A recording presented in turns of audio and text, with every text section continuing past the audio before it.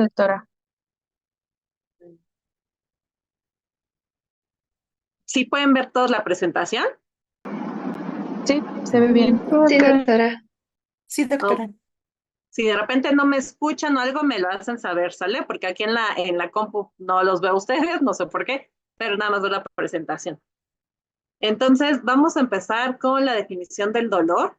Este, el dolor, ya saben, es una experiencia, se define, es una experiencia sensorial y emocional desagradable, asociada y fíjense que esta es la definición anterior, en el 2020 se cambió y agregaron unas palabritas que es como asociada o similar a la asociada a daño tisular y descrito en términos de dicho daño. ¿Por qué cambiaron un poquito esta definición de es una experiencia sensorial emocional desagradable asociada o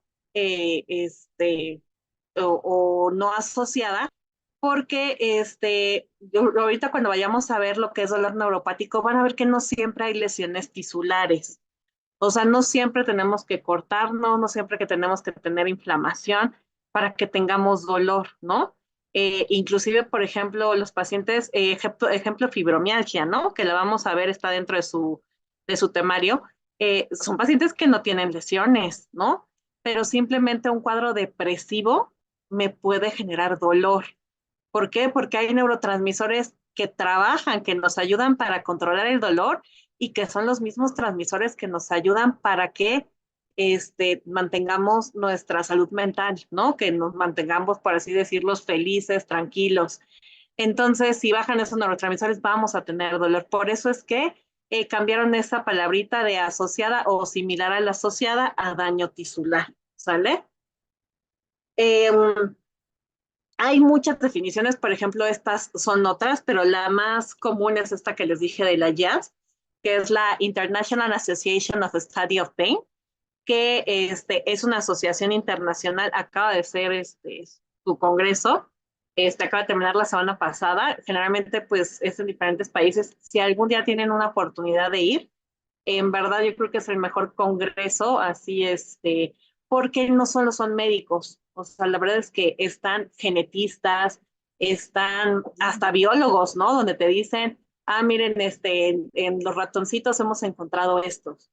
Entonces, en verdad uno aprende muchísimo y a mí me tocó ir al de Alemania e Italia y en verdad son miles de salas, o sea, bueno, no miles, ¿verdad? Pero sí son cientos, o sea, contratan estadios y demás y uno se mete en lo que pues más le interesa, pero está muy interesante. Entonces, el dolor, por ejemplo, es la detección de estímulos que causan lesión en los tejidos y esta respuesta a dichos estímulos es un mecanismo de defensa, ¿ok? Todo esto lo vamos a ver. Estas son más definiciones de dolor, pero quédense con la IAS, ¿ok? Eh, Aquí, esto me voy a adelantar porque les digo que esto está muy grande. ¿Qué factores me van a influir en la evaluación del dolor? La verdad es que si yo a ustedes los pongo a que evalúen el dolor de un paciente, todos unos me van a decir, no, doctora, tiene un EVA de 5, uno de 4, porque es arbitrario, ¿no? El dolor es muy difícil de medir y me lo afectan las experiencias previas de dolor, ¿no? Si alguno de ustedes, no sé, por ejemplo, tienen migraña y de repente les toca y les va mal con la migraña y les llega a la consulta un paciente con migraña, o sea, ustedes por su experiencia van a decir, no, yo sé lo que es, ¿no? Y su compañerito les va a decir, no, no, no, no tiene tanto dolor, yo digo que se está haciendo. Y el que tiene migraña va a decir, es que tú porque nunca has tenido migraña, ¿no? Y le va a decir, no, no, no, yo le doy 5 medicamentos. Esto sí afecta. Las diferencias culturales también afectan. No, suena un poquito feo, pero la verdad es que entre mayor nivel sociocultural, aquí me voy a sociocultural, ¿sale?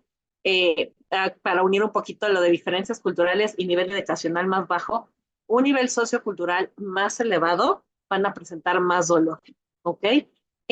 Esto se debe a muchas cuestiones, ¿no? Entre más educación y un estilo de vida más cómodo, pues obviamente los pacientes no están acostumbrados, por ejemplo, a tener que tratar la tierra, a estarse pegando todos los días por cuidar animalitos, ¿verdad? A cortarse diario con cuchillos, que esto va haciendo que se vayan sensibilizando los pacientes.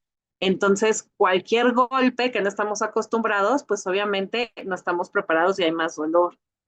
También obviamente los pacientes se les enseñan, ¿no? En los pueblitos a no, a ver, aguántate, ¿no? Porque no tenemos al tanto accesos a médicos a los que tienen un nivel cultural alto, ¿no? Que nos estamos doliendo ya la muela y vamos corriendo, ya nos estamos medicando, ¿sale?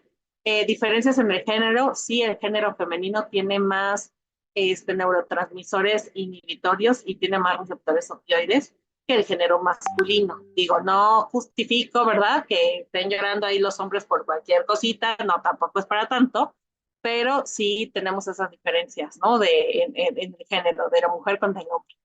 En la edad, este, esto es bien importante, o sea, ¿cuál es la edad que tiene más dolor? Pues obviamente los abuelitos, ¿sale? Pero no quiere decir que sean los más difíciles de tratar. Generalmente, por ejemplo, los niños y los abuelitos, eh, si a un niño ustedes, por ejemplo, allá que manejábamos niños de onco, si a un niño le logran quitar un poquito el dolor y ya le permite caminar, comer, jugar, ellos lo consideran que están bien, ¿no? Dicen, no, bueno, sí me sigue doliendo, pero ya puedo jugar, doctora, ¿no? También los abuelitos dicen, no, pues no se me ha quitado de todo, pero ya puedo caminar, doctora, no, ya me puedo parar de mi cama. Entonces no son tan exigentes como la población joven, ¿no? La población joven es de, no se me ha quitado, ¿qué tanto le duele? Un 5%, pero yo quiero que se me quite todo, ¿no? Entonces, esto sí es bien importante, ¿sale? Desórdenes afectivos, principalmente depresión y ansiedad, ¿no? Son los que nos juegan mal, ¿no? Porque el paciente no coopera, más que nada es porque no hay una cooperación, ¿no? Inclusive hay estudios muy buenos, muchachos, donde las enfermedades inmunológicas, por ejemplo, en especial el que más estudiado es lupus, donde los pacientes que tienen más ganas, ¿no? Que no tienen cuadros depresivos y que tienen ganas de salir adelante, etcétera, responden mejor a biológicos que los que están y tienen mejor calidad de vida que los que están pacientes deprimidos. O sea, entonces sí es bien importante esto. Existen varias clasificaciones del dolor, ¿sale? Se pueden clasificar por su etiología, por su anatomía, por su fisiopatología y por la terapéutica. Vamos a empezar con la clasificación del dolor de acuerdo al tiempo, ¿sale? Déjenme ver cómo lo puedo hacer para que yo los vea. Es que se encontraron a la doctora, estoy joven, no estoy tan vieja, pero soy pésima para, para todo lo que es tecnología. A ver, así como me van apareciendo. A ver, Owen, ¿estás por ahí? Tú cuando, por etiología, digo, por tiempo, obviamente el dolor se clasifica en dolor agudo y crónico. ¿Tú cuándo consideras que es un dolor agudo y un crónico?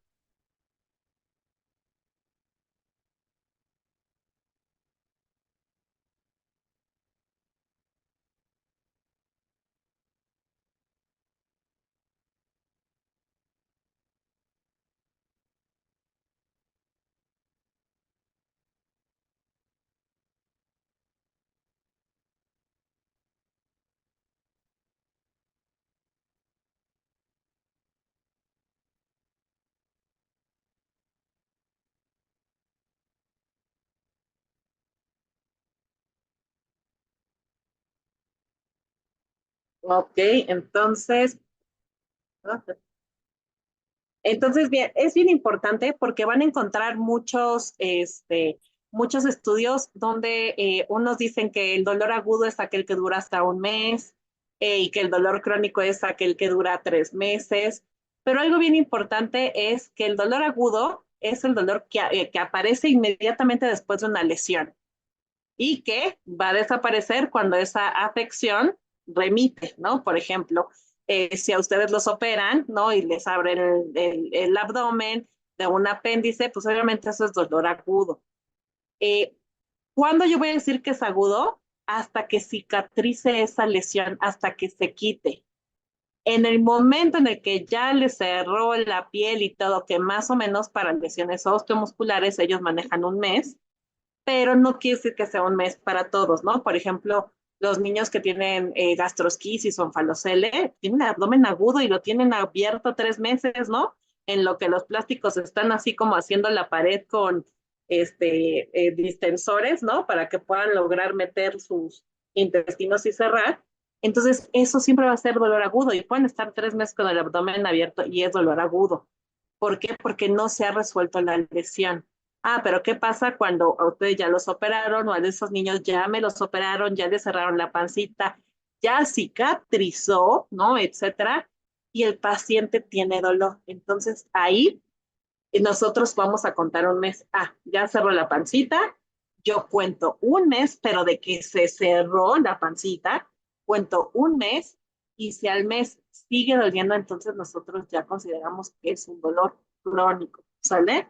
Entonces dure lo que dure, pero una vez que se quita ese estímulo, nosotros contamos un mes, entonces si sigue, entonces ya consideramos que es un dolor crónico. Ay, ya se me cerró esto. Aquí, por ejemplo, yo es para que, híjole, para que no se me duerman, ¿no? Esta es una abuelita que le atacó su marranito, para que obviamente perdió la mano, ¿no? Ya es viejita, pero pues bueno, esto es un dolor agudo, ¿no? Entonces, mientras a ella no le quiten la mano, o en su caso, pues ustedes ven, no tiene ya músculos ni nada. Entonces, y llegó caminando a la clínica, ¿eh? Entonces, mientras no le pongan injertos y cierre, es dolor agudo. O que en este caso, pues le quitaron la manita, es dolor agudo. Por eso se les pone esto como para que se les quede, ¿sale?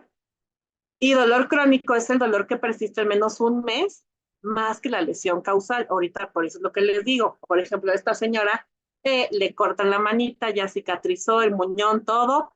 Ah, no me duele, perfecto, fue dolor agudo. Oiga, me duele. Y algo bien común que pasa con estos pacientes es el miembro fantasma.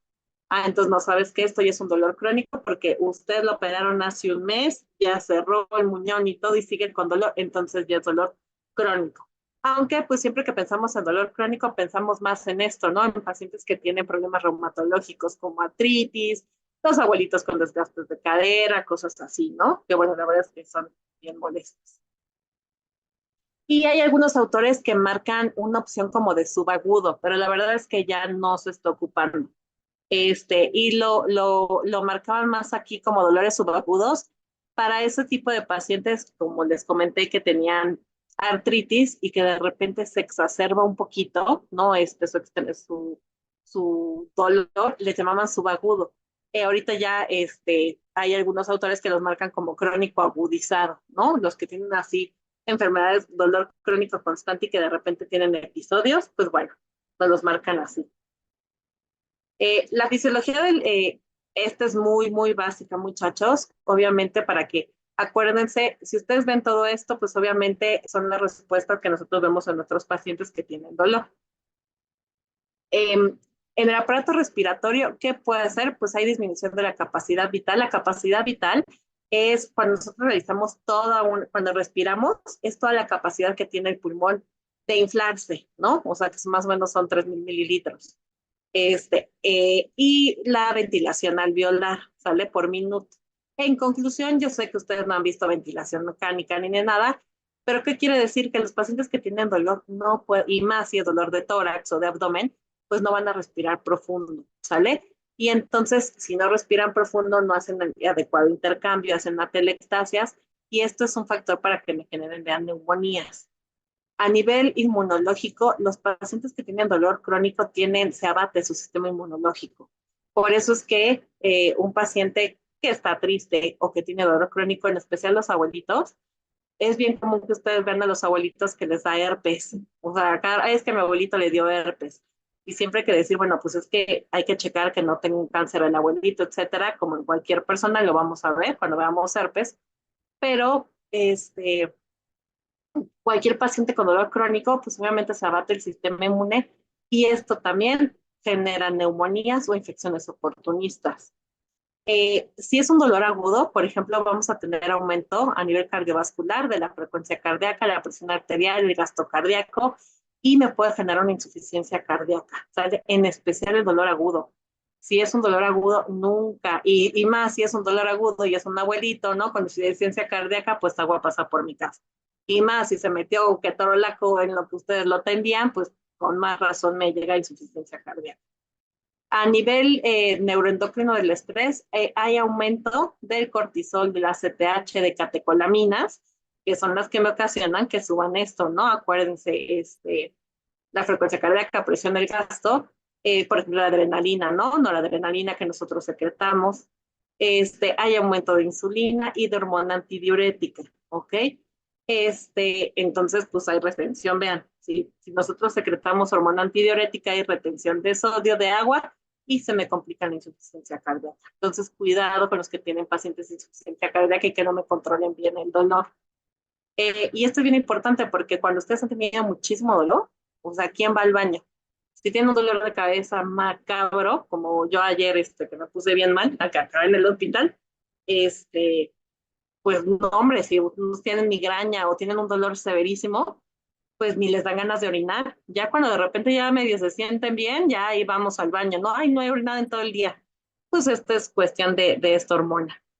Eh, y esto me ocasiona también, pues obviamente, retención de orina, más insuficiencia cardíaca y más infecciones, ¿no? También son pacientes que tienen infecciones urinarias de repetición.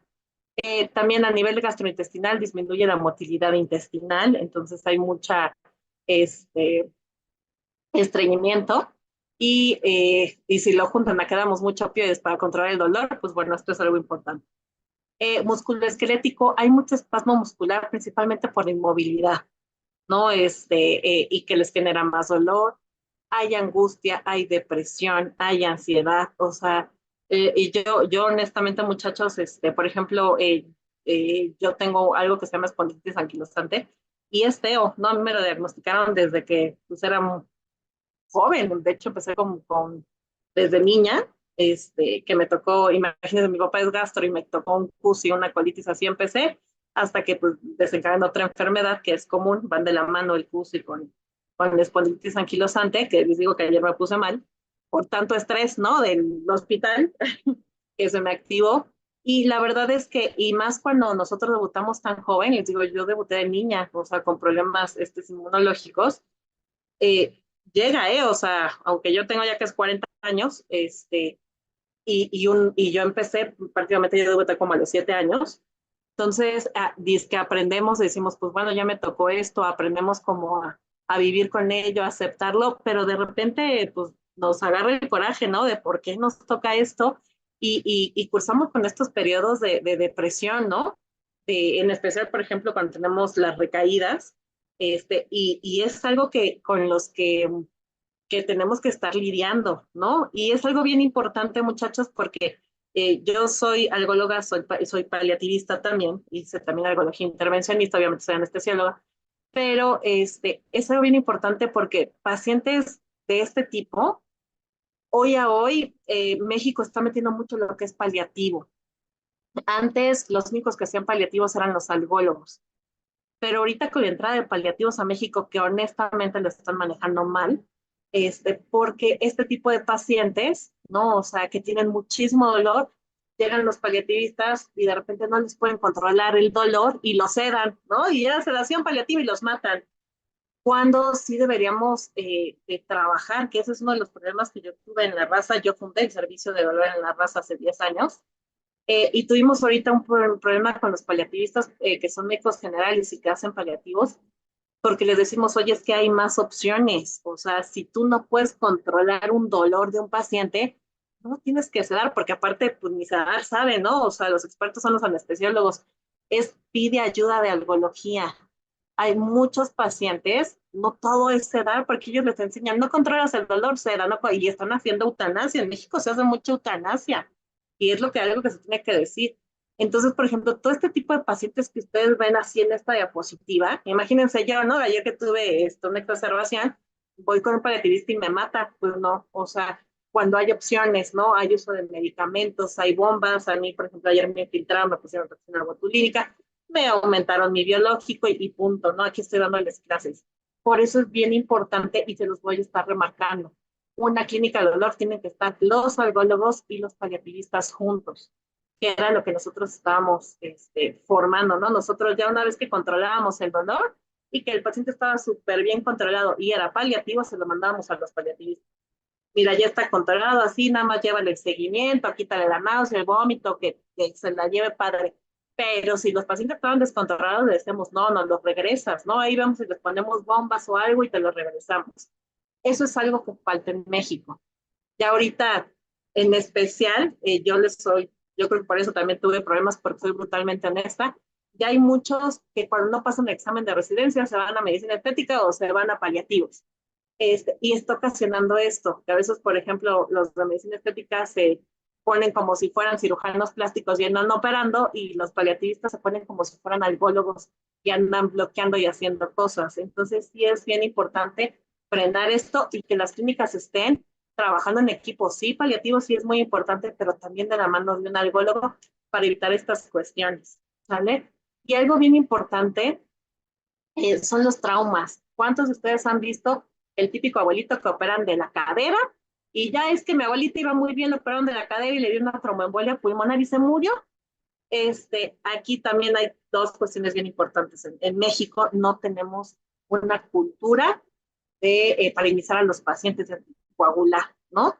Entonces, todos los pacientes que fuimos operados de algo, nos tienen que anticoagular, ¿no? Más si somos gorditos, etcétera.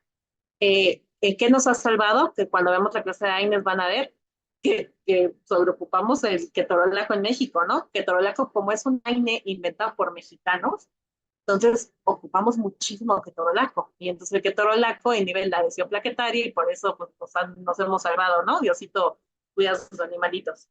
Entonces, pero es bien importante que ustedes vean, miren aquí, cuando hay un trauma, hay liberación de prostaglandinas, acuérdense que aquí me actúan los AINES para sensibilizar los nociceptores, pero siempre que hay un trauma, sí, se liberan prostaglandinas, se liberan tromboxanos, es la misma vía, no hay manera. Si un paciente tiene dolor crónico y tenemos todo esto constante, constante, constante, se está liberando constantemente los tromboxanos. Entonces son pacientes que van a atender a la hipercoagulabilidad.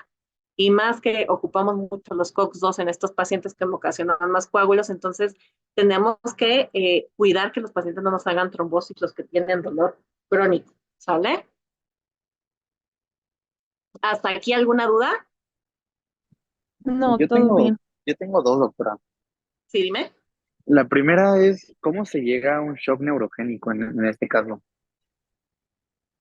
Fíjate que hay muchos, ¿no? Acuérdate que hay choques cardiogénicos, hipovolémicos. Los choques neurogénicos son más cuando hay una lesión neurológica. Nosotros lo vemos mucho en pacientes que, de hecho me tocó uno, híjole, horrible. Lo vemos mucho principalmente en los niños que se seccionan las columnas, por ejemplo, el cáncer de próstata y en especial en niños el cáncer de testículo. Son cánceres que invaden mucho la columna y que se rompen las columnas y hay una lesión medular. La causa más común de choques neurogénicos es por lesión directa de la médula. También es raro que te lo haga alguna lesión de nervio periférico o de raíz. Generalmente es cuando hay una lesión de médula. Y las causas más comunes son lesiones comunes de médulas, cuando hacen alguna infiltración, por ejemplo, en anestesias, que colocan bloqueos periodurales o algo que le llegan a dar a la médula o depositar algún medicamento que hagan una aracnoiditis severa, pueden dar choques neurogénicos. Los otros cuadros son las mielitis lúpicas, los pacientes que tienen enfermedades desmelinizantes, como la enfermedad de Vick o los de lupus, las mielitis, nos pueden dar shocks neurogénicos, pero es más cuando hay una lesión directa sobre médula. Entonces, pues cuando tienes más un dolor neuropático, ¿no? Que vamos a ver ahorita, más que un dolor somático. No sé si quedó claro. Sí, sí, doctora. ¿Sí? Entonces, vean, también, por la clasificación temporal, entonces nosotros ya vimos que es un dolor agudo y que es un dolor crónico. Nada más, algo bien importante, cuando ustedes hagan sus historias clínicas, ustedes tienen que poner, es un paciente con dolor agudo, tipo cólico, tipo infarto al miocardio, etcétera, ¿no? Ver qué es. Pero si ponen crónico, ya en el momento de decir crónico, ustedes tienen que decir si es oncológico o no oncológico, porque el dolor crónico se divide en oncológico y en no oncológico, ¿sale? Obviamente no creo que los tenga que explicar, oncológico todo lo que es cáncer y no oncológico todo lo demás. Esta ya está viejita, la verdad es que, pero ya, por ejemplo, ahorita en dolor crónico, ya acabo de hacer otra presentación que era más para de niños, pero ya ahorita se dice que el 70% de la población mundial, 70% van a tener dolor crónico. Y inclusive, por ejemplo, yo que veía niños ahí, acabo de ver que, por ejemplo, los niños a quien tienen un episodio de dolor severo en su vida, por ejemplo, un niño que fue operado, no sé, seguimos con lo del apéndice, ¿no? Operado de apéndice y que tuvo mucho dolor en recuperación, este, un solo estímulo, aunque haya sido ese solo estímulo en su vida, ese niño tiene la posibilidad del 50% de tener un dolor crónico cuando sea adulto. O sea, son puntos, son focos rojos. Los niños que tienen, que se pegan en una rodilla y que, híjole, reaccionan muchísimo más severo que los demás niños, son puntos rojos para que ya nos está avisando que ese niño es propenso a que me genere dolor crónico en la adultez. Y en general, el 70% de la población del mundo van a tener dolor crónico. Si me preguntan, yo creo que estamos cerca casi del 90, ¿no? O sea, simplemente el desgaste articular, pues nadie lo puede evitar. Y el dolor oncológico, ya vimos, es el dolor provocado por una enfermedad que va a terminar con la vida del enfermo y no tiene ningún sentido positivo. Así se le llama el dolor oncológico, pues de qué cosa positiva va a tener un cáncer, ¿no? Algunos lo llaman dolor agudo mantenido. Y algo bien importante es, bueno, ya vimos que el dolor es agudo, que es crónico, y el crónico que es oncológico o no oncológico. Pero ahora bien importante es qué tipo de dolor es por su etiología. Entonces, si yo pongo, es un dolor crónico, pues tengo que poner, es un dolor crónico no oncológico, tipo nociceptivo o osteomuscular. Todo eso es lo que ustedes tienen que poner en la clasificación del dolor, no nada más crónico o agudo, no, tienen que ponerlo, porque entre mejor clasifiquen ustedes el dolor, entre más lo clasifiquen, más lo van a poder ayudar al paciente. Entonces, el dolor, pues bueno, se divide en neuropático, nociceptivo y psicógeno, ¿sale? Y a su vez, el dolor neuropático se divide en central y periférico. Participantes. No me parece el nombre, pero ¿quién es Rueda MA?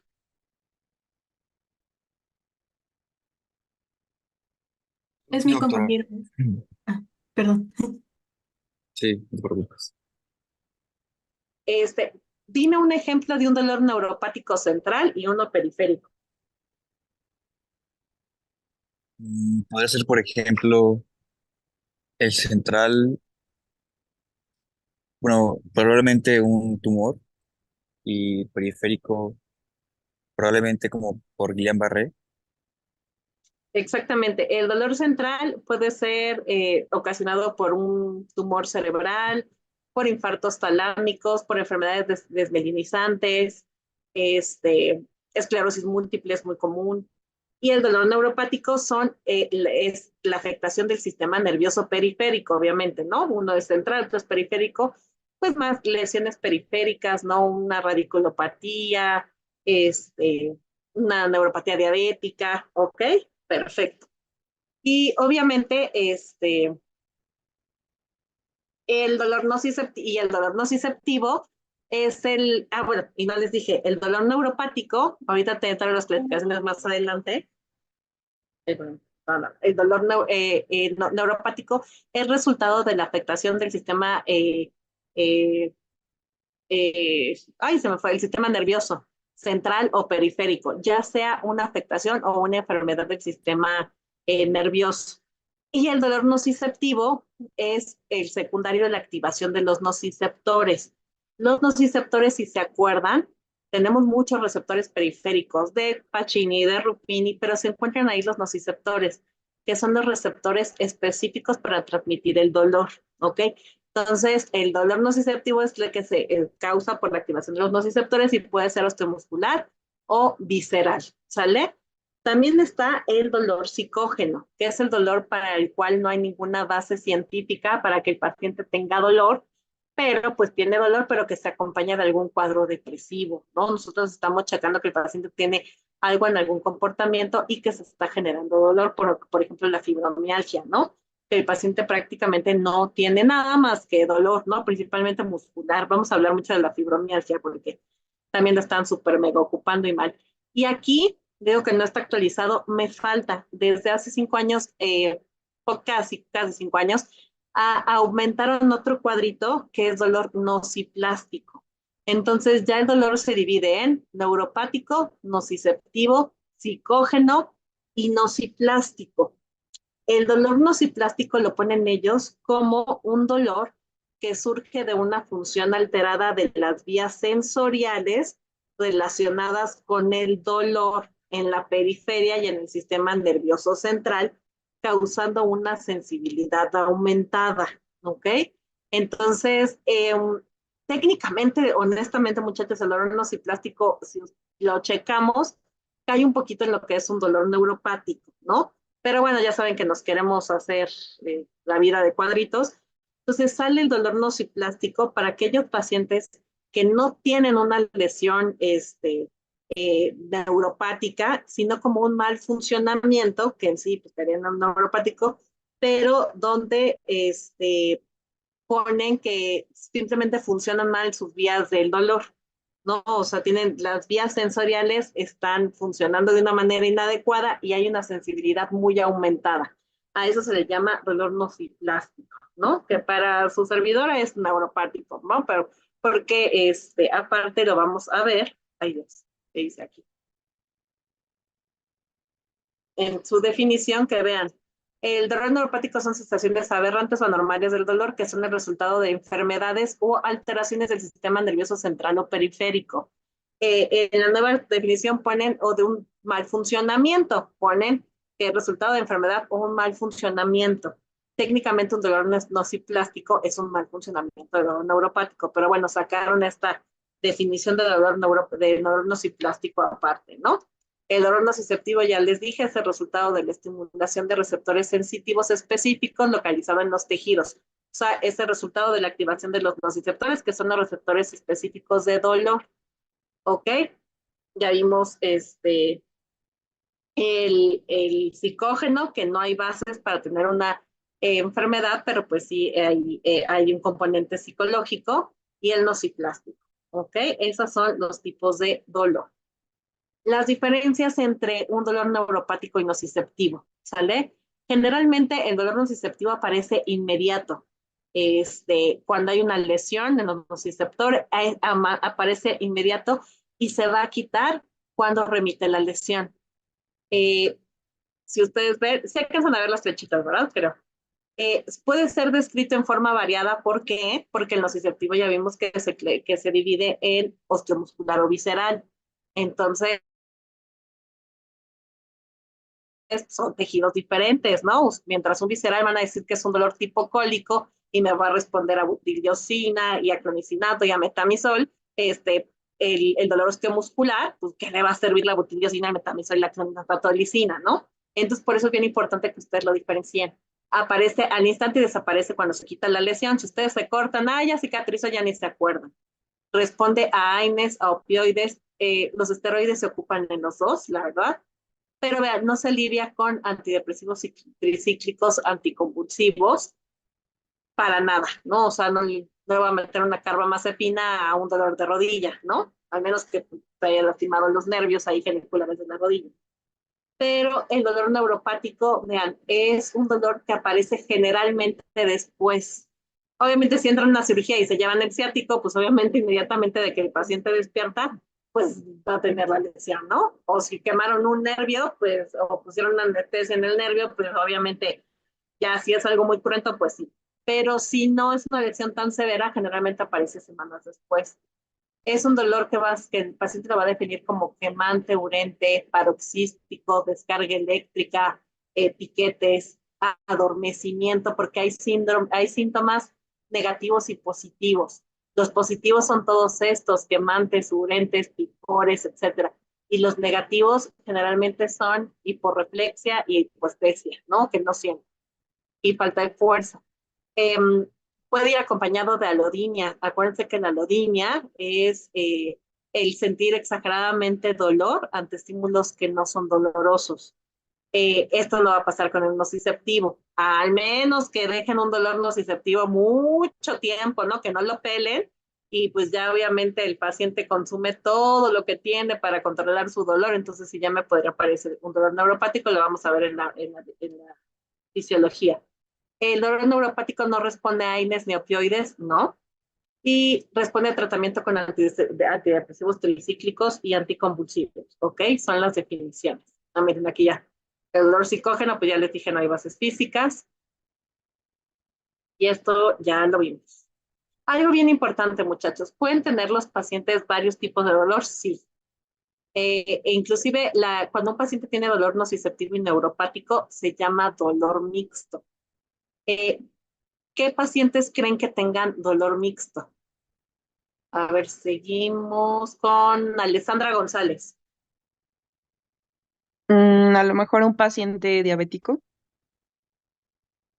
Sí, aunque generalmente tienen más neuropatía, ¿eh? O sea, es más una neuropatía diabética, es puramente neuropático. A ver, o alguien que tenga dolor nociceptivo y neuropático. Muchísimos, ¿eh? Son casi todos. Alguien que a lo mejor tuvo un accidente, un trauma. Ajá, ¿y qué más? O sea, dime más a profundo ese paciente que tuvo un accidente, ¿qué le pasó?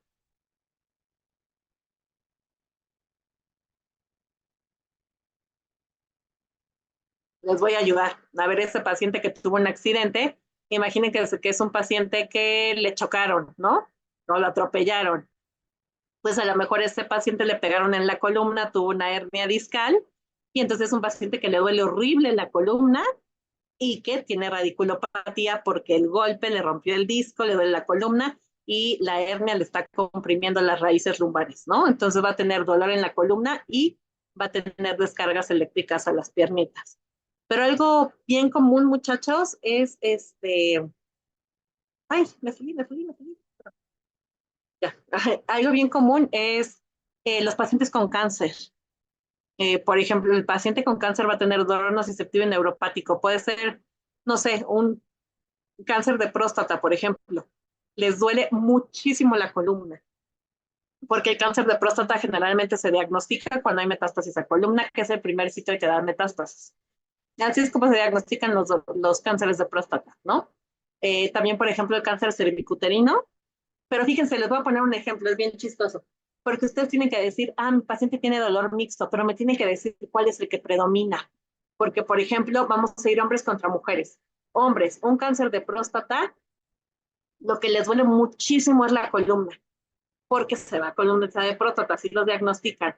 Y ya si los interrogan un poquito, pues está afectando columna. Oiga, no se le va el dolor a las piernas, tiene calambres, piquetes en las piernas. No, pero en el momento lo ven pararse, oiga, ¿por qué se está parando así? Es que me falta un poquito la fuerza en las piernas.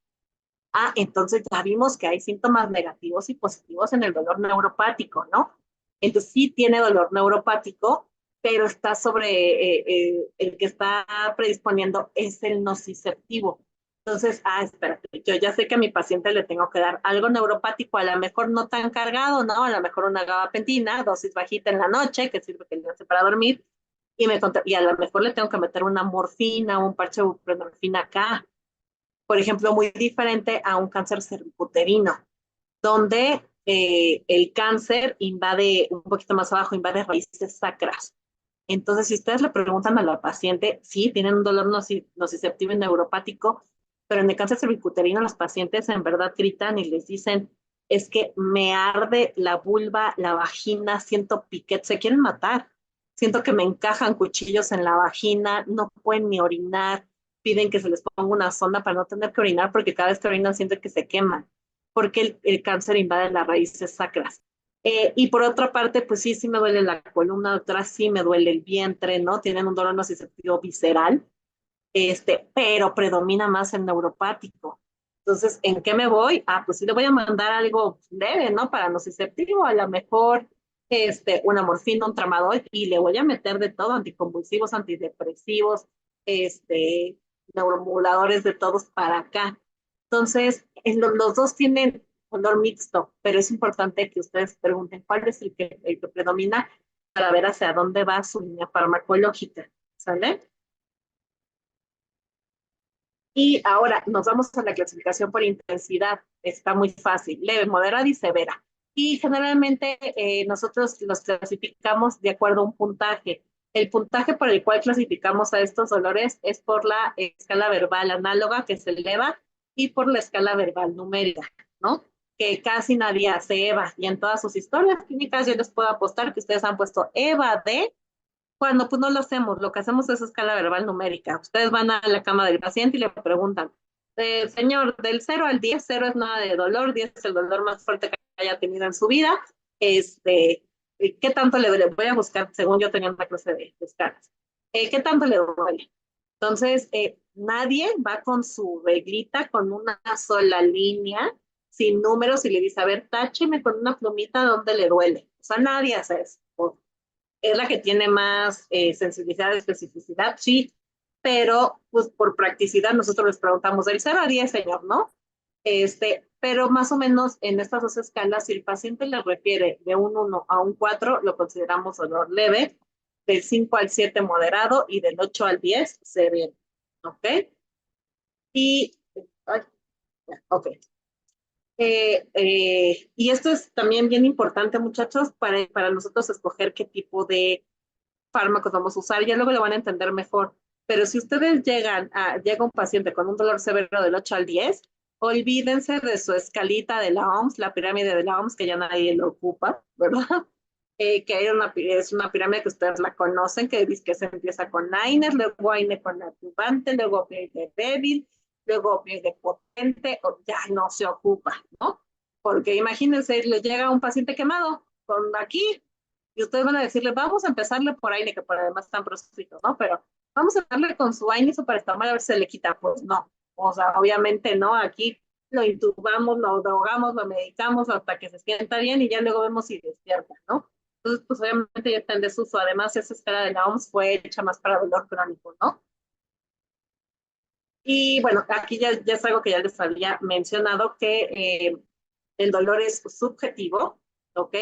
Tiene muchos errores, ya vimos por qué, por factores culturales y demás. Y hay muchas clasificaciones del dolor, fíjense.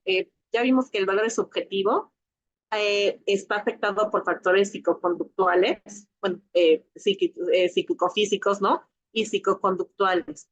Tenemos nosotros muchas escalas para medir. Generalmente estas dos, la psicofísica y la psicológica conductual, no la hacemos nosotros. La mandamos a pedir con los psicólogos para que nosotros veamos qué tanto está afectando esto al paciente. El típico paciente que no le entramos nada, vuelve a los de fibromialgia, y decimos, oye, hazme unas escalas psicológicas conductuales para tratar a este paciente y ver cómo lo podemos ayudar, porque yo no le encuentro una causa de dolor, ¿no? Pero los que sí hacemos son las escalas subjetivas, esas las hacemos nosotros. Desde análogas, acá las tengo, bueno, me faltan muchas, ¿no? Pero desde las que son análogas y subjetivas, ¿sale? Dentro de las escalas verbales, por ejemplo, las análogas, tenemos la más común, que es la escala verbal análoga, donde prácticamente le decimos al paciente, oiga, ¿qué tanto le duele?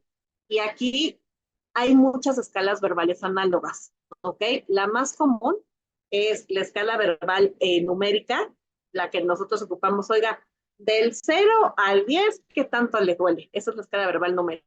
La escala verbal análoga, que es la otra, es para pacientes que tienen un nivel sociocultural bajo, que nada más le dicen, usted dígame si el dolor es leve, moderado o severo, ¿ok? Y ya el paciente no, pues sabe que es leve o es moderado. Si ustedes ya saben que les dice moderado, estamos hablando entonces de qué, de 5 a 7, ¿no? Y severo de 8 a 10, ya por lo que vimos en la plática pasada. Esta es la verbal análoga, leve, moderado, severo, ¿ok?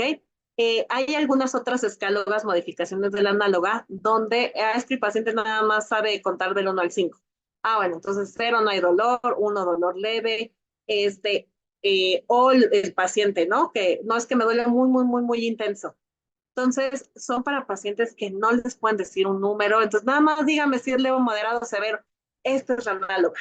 Y la numérica sí es que les tiene que decir un numerito del 0 al 10. Están las otras escalas subjetivas que, que también soy honesta, salieron para niños. Por ejemplo, aquí la escala de Caritas. Tengo una plática de escalas, pero están, por ejemplo, las escalas de Caritas. Y no se crean, no son las únicas de Carita. Están, por ejemplo, las escalas de Wong Baker, que tienen, ay, se me fue el otro nombre de la escala, porque cambia, ¿no? Por ejemplo, los niños, entre más chiquitos, ustedes les ponen a unos la carita de niños reales y no van a identificar. O sea, los niños, por ejemplo, menores de 3 años, van a ver todas las caritas iguales si les ponen una foto de niños llorando. Entonces, en ellos, en los más chiquitos, tienen que ocupar así estas caritas, ¿no? En más grandecitos, ya esto no lo logran identificar. Los más grandes tienen que irse a las escalas de Ausher, ya me acuerdo, de Ausher, que son niños normales, ¿no? O sea, la carita de niños llorando. Entonces, hay caritas para cada cierto tipo de edad, ¿no? También tenemos, por ejemplo, las escalas colorimétricas, ¿vale? Todas estas son análogas, ¿ok? Y subjetivas. Donde pues los colores claritos, en más a tonos azulitos no hay dolor, y más a tonos naranjas hay dolor, ¿no? Eh, Todas estas escalas, hay frutales, ¿no? Donde la cerecita es cero dolor y las sandías son grandes. La realidad, no ocupamos las escalas en los niños, o sea, es una pérdida de tiempo, eh, porque tienen una especificidad y una sensibilidad muy bajita. Todas estas escalas, la de los colores, la de las caritas, las de temperatura, que en sí temperatura es colorimétrica, o sea, solo que es un termómetro, también con estos colores, se ocupan para niños hasta 7 años, o sea, tope son 7 años, de 7 a menores. Pero la realidad es que tienen muy baja sensibilidad y especificidad. Los niños siempre nos dicen el color que les gustan. Si le preguntan a los niños con cáncer, más que están en ayuno, siempre les dicen la fruta que les gusta, ¿no? O dicen, ¿por qué está llorando este niño? Entonces, no lo hacemos. O sea, honestamente, no ocupamos estas escalas, nos vamos a las escalas clínicas. Hay muchas escalas clínicas. En adultos casi siempre nos vamos con la escala verbal numérica y el EVA. Y con pacientes que tienen dolor crónico de muy difícil control, nos vamos con el cuestionario de McGill. También es anecdótico que hagamos el cuestionario de McGill, porque un paciente tiene dolor y van a decir, o sea, ¿para qué me hace llenar 3 hojas? De cómo es mi dolor, que es no sé qué, o sea, y luego ni sabe cómo llenarla. Es muy bonito el cuestionario de McGill, porque no solo averigua el dolor que tiene, el tipo de dolor, dónde le duele, sino también cómo está afectando a su vida, ¿no? Entonces, pero es un cuestionario que el paciente está difícil de contestar, son varias hojas, se los avientan en la cara. Entonces, 1000 veces mejor nosotros preguntar, oiga, ¿y qué le ocasionó el dolor? ¿Puede comer? ¿Puede, o sea, hacer una evaluación de dolor? Porque pues, en sí los algólogos hacen también paliativo junto, ¿no? Cuando tratan el dolor. Entonces, casi no lo hacemos, ¿sale? Y de los niños nos vamos más a escalas clínicas. Hay muchas escalas clínicas donde checamos frecuencia arterial, presión arterial, la posición del niño, si se mueve, si tiene llanto, si se consuela. Nos vamos más a la clínica a ocupar estas escalas, pero pues sí es importante que sepan que existen, ¿sale? Digo, voy a buscar la presentación de escalas, para que ustedes más o menos las conozcan, porque son muchas, ¿eh? Hay desde prematuros hasta adultos. Más que nada los que tienen más escalas son los niños. Los adultos prácticamente les digo que ocupamos EBN, EVA y el McGill prácticamente. Y hay 2 cuestionarios pero eso sí los vamos a ver cuando vamos a hablar neuropático, el DN4 y el LANS, que están bien chafas, ¿no? Son 4 preguntas y ya. Ok, hasta aquí, ¿todo bien? Sí, todo bien. Sí, doctora, todo bien. Ok. Antes de que, déjenme ver esta presentación, me voy a adelantar a esta. Ok. Esta son los procesos de la transmisión del dolor, muchachos. Es transducción, conducción, modulación, integración, o percepción, ¿sale? Estos son los procesos de la transmisión. Eh, esta lámina es bien importante, pero no tienen una idea. Yo me acuerdo, yo supongo que lo vieron cuando tuvieron la materia de fisiología, pero a mí es la que yo les digo a mis estudiantes, es la más importante. ¿Por qué? Porque casi todos nos quedamos en la transducción. Si ustedes quieren quitar el dolor a un paciente, tienen que tener en mente estas tres.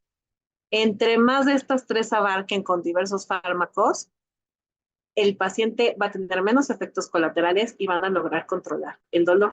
¿Ok? Ay, no los veo. Ah, ok, ok.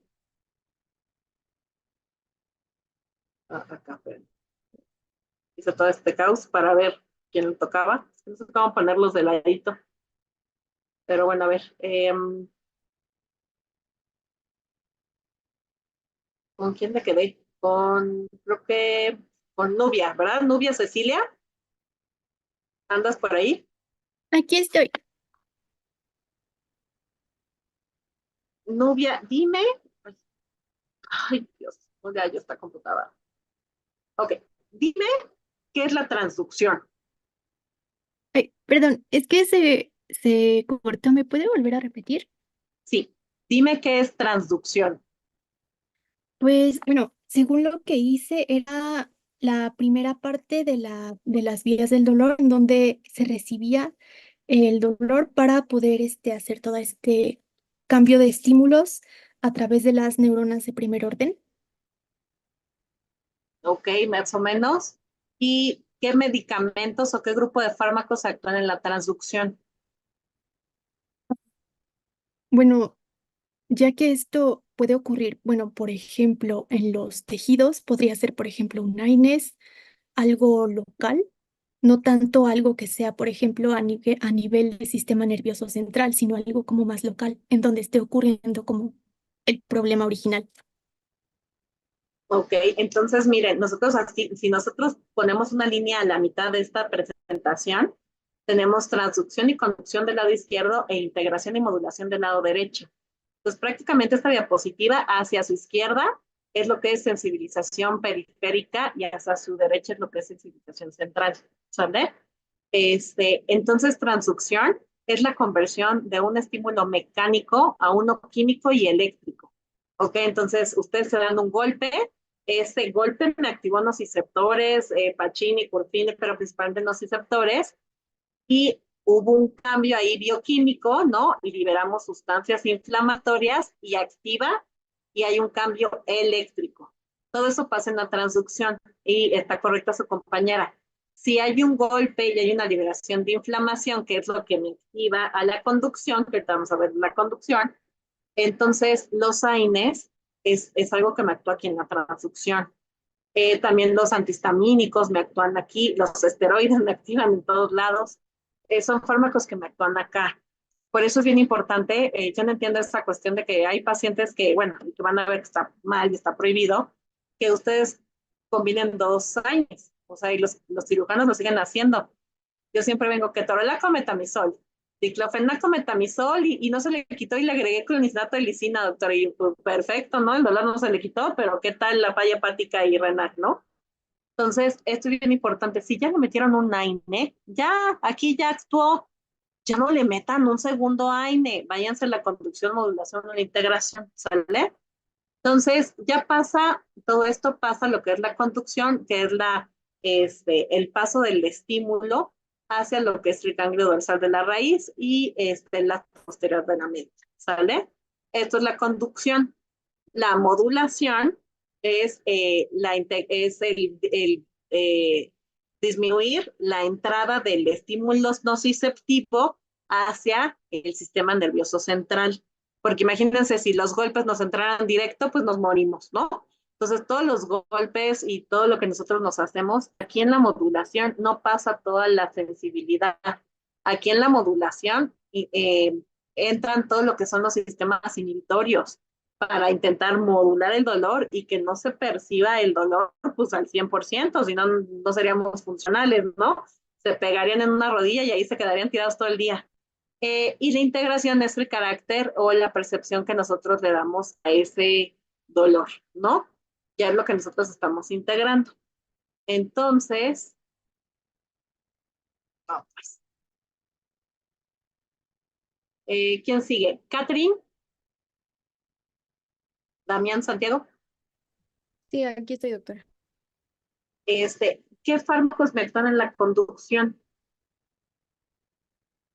Mm,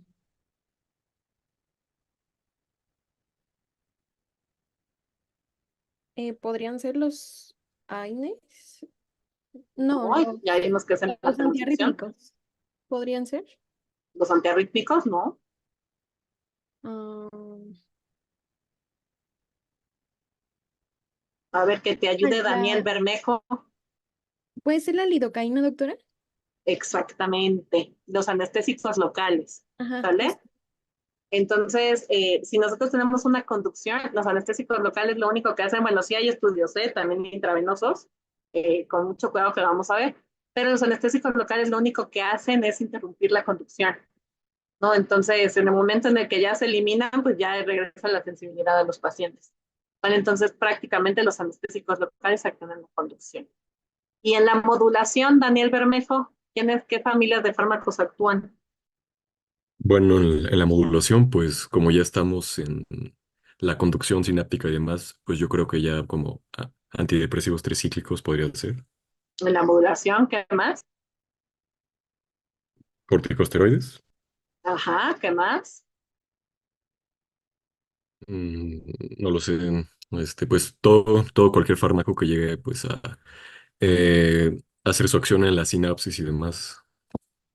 Pues prácticamente, como dijo su compañero, casi todo, ¿no? Los opioides, los antidepresivos, los anticonvulsivos, benzodiazepinas, relajantes musculares, todo, prácticamente todo esto me actúa en la modulación. Y ahora en la integración, ya se me volvieron todos los nombres, entonces íbamos en orden, pero bueno, ahora vamos de abajo para que no se espanten los de arriba. Carlos Contreras, Sí, doctora. ¿qué fármacos actúan en la percepción o integración?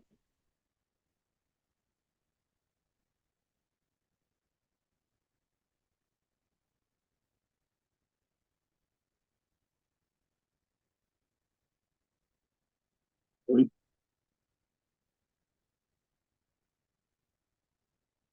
A ver, alguien que le ayude a su compañero.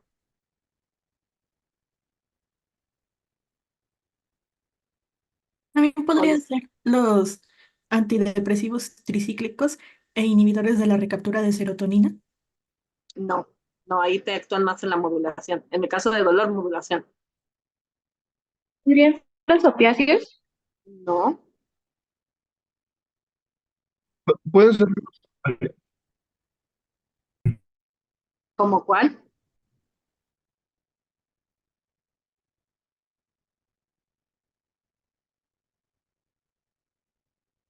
Ahí estás actuando más en la conducción, o sea, estás poniendo un bloqueo y lo que estás anestesiando son las fibras. Entonces, eso estamos actuando más en la conducción para que no tengan dolor, esa anestesia.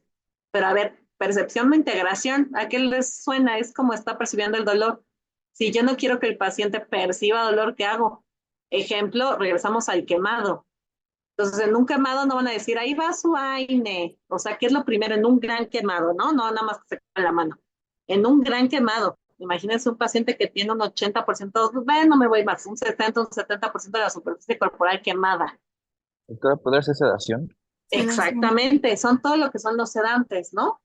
Entonces, si a mí me llega un quemado, si le digo, si es la manita, pues sí nos mandan a llamar a nosotros los de dolor, ¿no?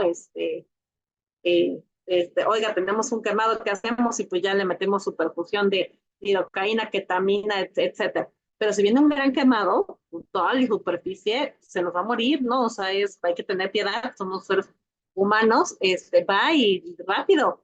Propofol, fentanilo, se intuba, se conecta, le podemos poner gases, ¿no? O sea, pero aquí vendrían todo lo que son los hipnóticos como propofol, tiopental, ketamina, y los gases anestésicos, que yo sé que no conocen porque no son anestesiólogos, los gases anestésicos, todos los que nos van a dar una narcosis, que nos van a dormir, ¿sale? Eso viene en la integración. Entonces, hay que intentar mandar siempre pacientes que vayan transducción, conducción, modulación. Si es un caso muy severo, pues bueno, ya integración, ¿sale? Es bien importante esta plática. Y pues, están muy bonitas las fotos, pero pues, hay que ver. No me gusta más la otra. Esta. Ok. Entonces, vamos a hablar, muchachos, ahorita vamos a entrar un poquito más a lo que es la modulación, ¿sale? O sea, nosotros ya vimos que, por ejemplo, ahorita nos cortamos, ¿no? Una mano con una hoja de papel. Entonces ya vimos que se activan los nociceptores, ¿no? Y de ahí que viene la conducción y vienen todo lo que son las vías del dolor, que también las vamos a ver muy rápidos, ¿no? Porque pues, bueno, ya se supone que las deben de saber, en especial la espinotalámica lateral y ventral.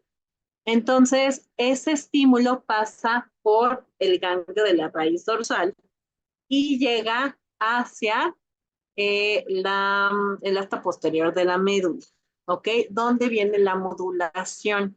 ¿Qué les dije modulación? Aquí interfieren todos los sistemas inhibitorios para que no llegue todo el estímulo tan severo. Entonces, ¿qué es lo que pasa? O sea, si ustedes ven aquí, traten de ahorita poner mucha atención para que se les quede. Tenemos nuestras neuronas presinápticas y postsinápticas, ¿ok? Aquí en nuestras células presinápticas, vean todos estos puntitos verdes, son los neurotransmisores excitatorios. Tenemos muchos tipos, pero principalmente el que tiene un papel más importante es uno que se llama glutamato. Y aquí a nivel postsináptico tenemos dos receptores, aquí es que se llama AMPA y que se llama el otro el NMDA, aquí rosita.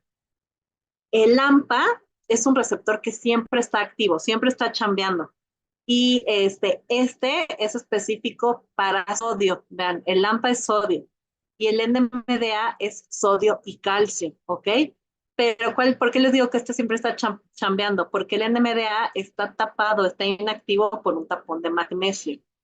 Entonces, cuando nosotros tenemos dolor y que secretamos mucho glutamato, no ya me corté, etcétera, secretamos mucho glutamato, y entonces ante el exceso de glutamato, el receptor AMPA mete sodio a la célula. Y si ustedes se acuerdan, al meter sodio a la célula se despolariza la célula y genera dolor.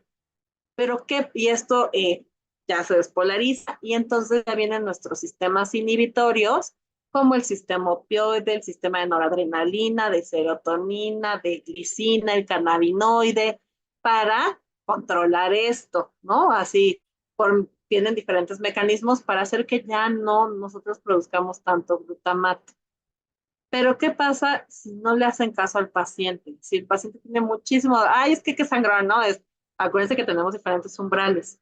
Entonces, ¿qué pasa? Entonces, el exceso de glutamato va a hacer que ya no pueda solo. Y el exceso de glutamato es el que hace que este receptor NMDA pierda el taponcito de magnesio. Y entonces la situación ahí sí cambia, ¿no? Porque entonces ahora vamos a tener una célula despolarizada no solo por sodio, sino por calcio. Entonces ahora sí, a ver cómo la controlan, ¿no?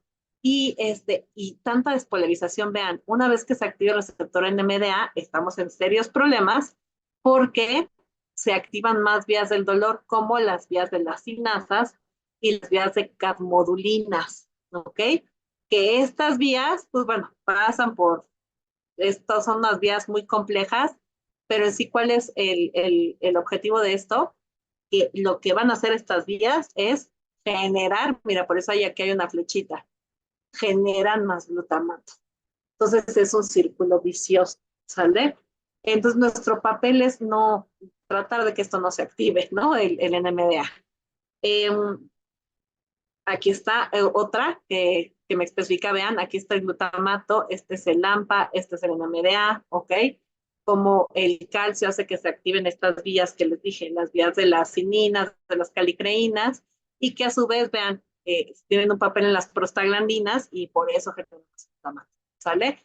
Y aquí están como las vías inhibitorias, como GABA, glicina, digo, no se ven las demás, aunque las principales son las opioides y la de noradrenalina, pero también está el sistema GABA, de glicina, les digo, el cannabinoide, el serotonina, que en todas estas nos están intentando controlar, pero repito, las más potentes son opioides y noradrenalina, ¿sale? ¿Qué pasa aquí, muchachos? Obviamente, acuérdense como todos los que son sustancias, todos, tenemos nosotros una reserva. Es como el páncreas con la insulina, ¿sale? No, que a los diabéticos, ¿qué pasa? Que de repente pues ya no producen insulina y ni modo hay que ponérselas. Pasa aquí lo mismo. Nosotros tenemos una reserva de sustancias inhibitorias. Nuestro sistema opioide, serotonina, noradrenalina, GABA, glicina, cannabinoide, tenemos una reserva. Si nosotros tenemos un paciente que le está pasando todo esto, pues obviamente vienen los neurotransmisores inhibitorios a intentar apagarlo tanto a nivel presináptico como postsináptico, dependiendo de cuál sea. Pero llega un momento en el que si no le pelamos a ese pobre paciente, se va a acabar sus reservas. Entonces, primero empiezan a hacer como conexiones aberrantes, ¿no? Y empiezan a generar, nuestro cuerpo empieza a producir, pero así como los chinos, ¿no? De mala calidad, un GABA de mala calidad, glicina de mala calidad, empiezan a hacer conexiones aberrantes y llega un momento en el que hay muerte de las neuronas inhibitorias. Estas conexiones que hacen para controlar esto ya se necrosan, se mueren.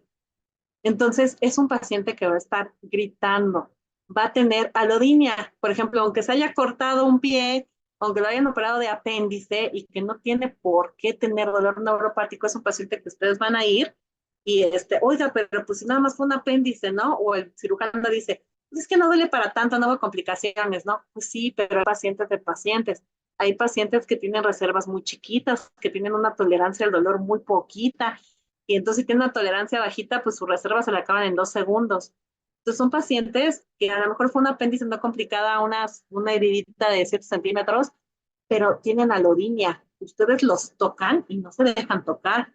Y luego ahí está peor el cirujano porque no, pues sacar un ultrasonido a ver si no está sangrando. Pues peor, no se dejan ni tocar porque tiene alodinia y ahí le están pasando el ultrasonido. ¿Qué fue lo que pasó? Acuérdense que nosotros vimos que el dolor neuropático puede ser una lesión directa o un mal funcionamiento. Entonces, si hay conexiones aberrantes y no tenemos sistema inhibitorio, pues está funcionando mal nuestro sistema inhibitorio. Entonces, el paciente va a tener alodinia, va a tener dolor mixto, ¿no? Entonces, ¿qué es lo que tenemos que hacer? Pues peor, ¿no? O sea, por no ponerle un opioide a tiempo, vamos a tener que sustituir todo el sistema inhibitorio. Entonces, ya es un paciente que va a necesitar un opioide, un antidepresivo, un anticonvulsivo, un AINE, todo de cada cascada para controlar el dolor. Y ya una vez que yo controle el dolor, pues él va a empezar a hacer poco a poco otra vez su reserva, ¿sale? Por eso es bien importante que pues nosotros controlemos el dolor, ¿sale? Bueno, aquí vean, aquí cómo se ve primero cómo hacen las interconexiones y ya luego pues no lo creímos, muerte de las neuronas inhibitorias, ¿ok? Y ya luego nuevas fibras formando sinapsis, ¿ok? Aguas, a veces, más que nada en los adultos, cuando nosotros llegamos a estas muertes de neuronas inhibitorias, se forman nuevas fibras, pero es algo que se llama neuroplasticidad.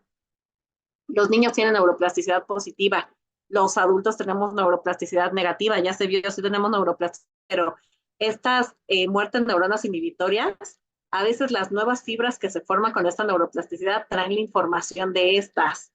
Entonces, el paciente queda con dolor neuropático, a diferencia de los niños, ¿no? Y tiene que ver el factor de crecimiento neuronal y demás.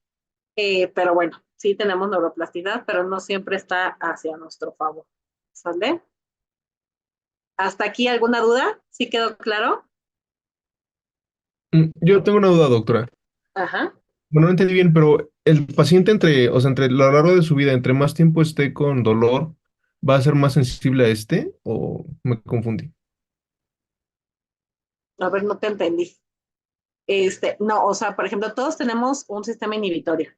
Tú secretas muchas sustancias inhibitorias, ¿no? Opioides, etcétera. Si tú dejas a un paciente con dolor, mucho tiempo, ¿qué es lo que pasa? O sea, el paciente no va a esperar a que tú le des un paracetamol o un medicamento. El paciente, para controlar su dolor, está ocupando su reserva. Por eso es, por ejemplo, los pacientes que de repente sufren alguna amputación traumática, dices, pero es que cómo llegó al hospital, ay, pues es que secretó noradrenalina, ¿no? Llegó al hospital a pedir ayuda y se desmayó. Pues sí, efectivamente, pero que la noradrenalina es un sistema inhibitorio, o sea, es uno de los principales que entra la noradrenalina para controlar el dolor, por eso esos pacientes llegan al hospital y de repente dicen, ay, entró al hospital y se desmayó. Pues sí, porque consumió ya toda su reserva.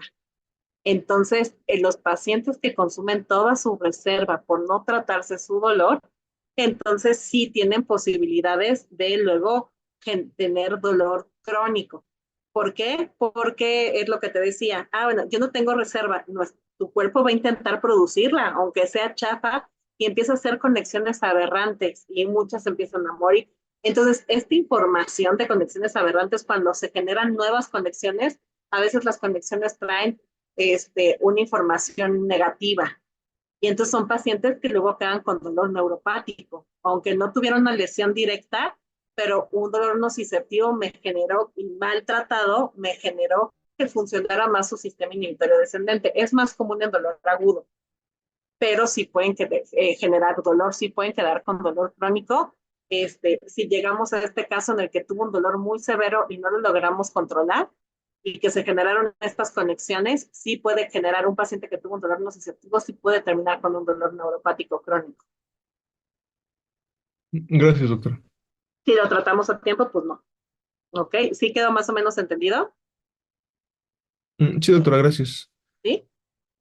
Y entonces, vean, en conclusión, el tratamiento de dolor puede ser agudo o crónico. Ya vimos que el crónico es oncológico, no oncológico, el nociceptivo es estructural, visceral, el neuropático. Y para controlar todos estos, pues vamos a tener muchas técnicas, ¿no? Aquí podemos tener técnicas. ¿Mande? Ajá.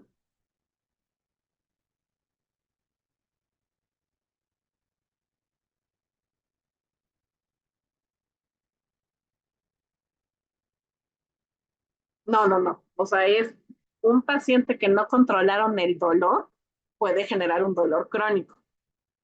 Pero el dolor crónico no siempre es porque se acabaron sus reservas. El dolor crónico puede ser porque tengas alguna enfermedad, ¿no? Pues puede ser porque tengas alguna enfermedad autoinmune, puede ser por desgaste o puede ser por un dolor somático maltratado, en especial ya en pacientes grandes, que generó conexiones aberrantes, ¿no? Ejemplo, por ejemplo, les va a quedar más claro, los pacientes que estuvieron en terapia intensiva, pacientes que estuvieron chocados mucho tiempo en terapia intensiva, que estuvieron intubados y demás, algo que se llama polineuropatía del paciente crítico, que justamente si leen la fisiología de polineuropatía del paciente crítico es esto, es un paciente que pues estuvo mal de todo, ¿no? Estuvo intubado mucho tiempo, se acabó sus reservas y estuvo intubado y bien grave, pues no tiene reserva. Cuando estuvo esos pacientes, están como si no hubieran caminado en un año, ¿eh? No se pueden parar. Entonces, por eso las unidades de terapia tienen rehabilitadores para que no se anquilosen. Y generalmente son pacientes que cuando ya salen de terapia a piso nos mandan a llamar porque tienen dolor neuropático. Y dicen, pero es que ¿por qué tanto? Se llama por la parte del paciente crítico porque se acabó su reserva. Entonces, en estos pacientes tenemos nosotros que, junto con los de terapia, rehabilitación, darle rehabilitación, mandamos todo, antidepresivos, anticonvulsivos, opioides, para que ellos empiecen a hacer su reserva. Entonces, muchos de estos pacientes quedan con dolor crónico, no tan severo, se logran la mayoría recuperar, y en algunos ese dolor se quita. O sea, pero sí se queda con un dolor crónico, no quiere decir que ningún dolor crónico se logre controlar. Después de un tiempo, ya que recuperan masa muscular, en especial los jóvenes, ya se remite el dolor crónico. Después de como un año, vamos quitando fármacos y ya se quedan sin tratamiento. Otra parte, sí van a requerir el uso de algún neuromodulador toda su vida. ¿Pero por qué fue? Porque pues obviamente estuvieron en un estado de gravedad y se acabaron toda su cascada de inhibitorios. Pero no quiere decir que esa es la única forma de tener un dolor crónico. O sea, una forma es, por ejemplo, estos pacientes que se acabaron con sus reservas, como los de terapia, los que tuvieron una cirugía muy grande, los de cirugía de cardio, un dolor muy severo que no pelaron y que acabaron con esta supresión de dolor crónico, pero también un desgaste articular, una lesión directa en la rodilla, los atletas, ¿no? O sea, les pueden generar dolores crónicos. O sea, es una forma de dolor crónico. ¿Sí queda más entendido? ¿Sí? Y bueno, les digo, para tratamiento de dolor vamos a ver que hay farmacológico, hay mesopioides, adyuvantes, corticoides, anestésicos locales, todo lo que sea farmacológico, no farmacológico, terapia física, tratamiento psicológico. Fíjense que aquí radio y quimioterapia va acá, va en farmacológico. Tratamientos invasivos, técnicas de anestesia regional, bloqueos, técnicas neuroquirúrgicas. Y aquí, ¿por qué no? Ya les metí la medicina alternativa, aguas. No quiere decir que esta va sola, ¿ok? Hay pacientes que creen en sus gorgojos chinos y todo. Mira, por mí no hay problema que se los tomen, que hagan lo que quieran, siempre y cuando no me dejen todo acá, ¿sale? Porque también luego si se ponen hay algo, yo estoy a favor de la medicina alternativa, pero no como monoterapia, la verdad, muchachos, no. Eh, y estoy así mucho porque lamentablemente, pues yo hasta hace un mes estuve digo, el hospital de dolor ahí en la clínica de dolor ahí de la raza, y lamentablemente, si vieran cuántos corajes yo hice, porque teníamos niños que iban bien, niños con cáncer, que iban bien, que los niños, para que ustedes chequen, la verdad es que los cánceres que pasan en los niños no son los de los adultos. Ojalá a los niños les diera un cáncer de próstata, un cáncer de mama, seríamos los más felices. ¿Por qué? Porque se curarían. Los cánceres de los niños y las enfermedades inmunológicas de los niños son unas salvajadas. Un adulto, no, para empezar, un adulto no tolera la línea de quimioterapia de niños.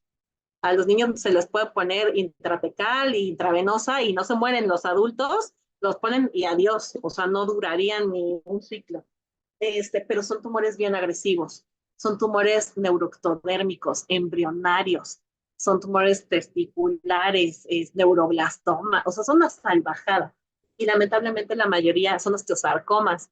Lamentablemente la mayoría de los tumores de los niños no remiten con nada, ¿no? O sea, su pronóstico es muy malo, retinoblastomas. Entonces, los pocos que van bien, o sea, en verdad es un milagro. Y sí me tocó varias veces que son niños, y niños chiquitos de 1 o 2 años, que iban bien. Oye, es que yo tuve una remisión del 70%, y una remisión del 70% después de un ciclo de quimioterapia es que el niño se va a salvar. Y de repente decían, oiga, es que doctora, porque nosotros lo veíamos junto con los de onco, no ha visto este niño, es que no vino a su quimio, iba muy bien. Y de repente llegaba el niño 6 meses después ya con tumores así de kilos, ¿no? Que el tumor pesa más del niño, porque la mamá decidió irse a medicina alternativa porque lo vio muy bien. Y lamentablemente, me gustaría decirles que fue un caso, pero fácil fueron 100 casos. Cuando llegó ya el niño, pues ya estaba fuera de tratamiento. Entonces nos da un coraje, y yo que soy así como muy visceral, me daban ganas de matar a la mamá. No, o sea, yo hasta honestamente, o sea, yo cero inteligencia emocional, leí el libro y no aprendí ni madres, porque decía es que no puede ser, ¿no? O sea, que estas señoras sean madres. Entonces, sí está bien que lo ocupen, estoy de acuerdo. Por ejemplo, tenía una doctora que hacía medicina alternativa ahí conmigo en el hospital, o que se jubiló, y sí sirve, pero no como monoterapia, o sea, siempre como coadyuvante a las demás líneas farmacológicas, ¿sale? Y bueno, y esto es un poquito más, ¿no? De esto que vimos.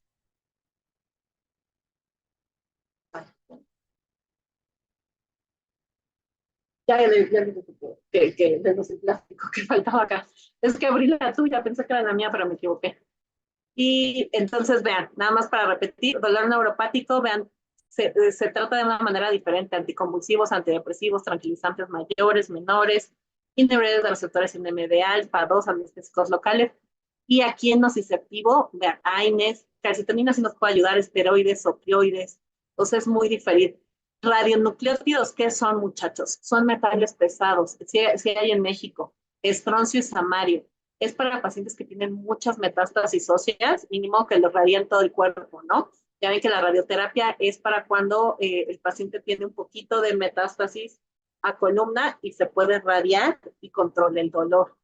Así como la quimioterapia, pero la radioterapia sí funciona. Pero si el paciente está invadido de cabeza a pies, pues no pueden radiar todo el cuerpo, ¿no? Porque no es inocuo, también bajan las líneas celulares y demás. Entonces, en esos pacientes se ponen metales pesados por la vena, estroncio y samario, que tienen alta fijación hacia los sitios de metástasis y los congelan. Entonces, a eso se refiere con radionucleótidos, ¿sale? Y disminuye el dolor. Regreso, miren, la escalera de la OMS. Se las tengo que enseñar, honestamente ya nadie lo ocupa, pero es la escalera de la OMS. Ya ahorita lo que nosotros más ocupamos es de acuerdo al, por eso insisto en la clasificación del dolor, de acuerdo al tipo de dolor y a su intensidad, nosotros empezamos las líneas que nos corresponden. Si viene un paciente quemado, yo invierto esta pirámide, que esta pirámide invertida se llama el ascensor del dolor. No sé si lo traigo acá, no. Se llama el ascensor del dolor, ¿ok? Entonces, donde empezamos de las técnicas más grandes hacia las menores. Esta escalera ya no se usa, salió para dolor crónico, nunca se ocupó para dolor agudo, pero la gente lo ocupaba para agudo, donde empezábamos con AINES de adyuvantes y si no mejoraban agregamos un opioide mayor, si no cambiábamos un opioide mayor y al final se hacían técnicas especializadas, pero ya no se usa, ya nos vamos dirigidos hacia el tipo de dolor y la intensidad, ¿sale? ¿Hasta aquí alguna duda? No, todo bien, gracias. Porque efectivamente, tengo a mi mamá acá al lado y me equivoqué de presentación, esta no era la mía, en la mía seguían blogs del dolor, la tengo aquí en mi computadora. Eh,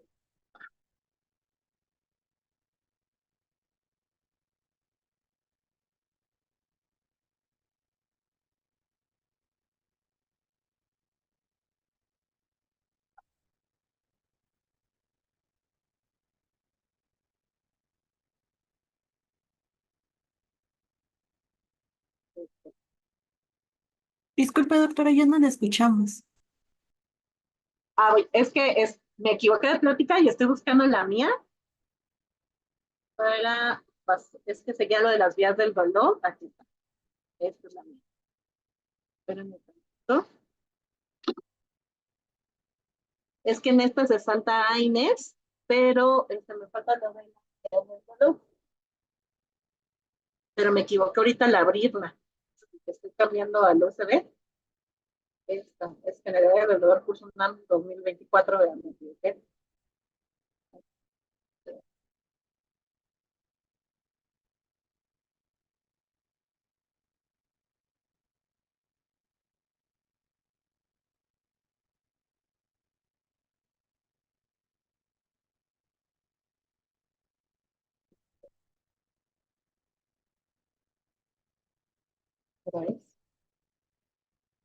Me faltan poquitos diapositivas.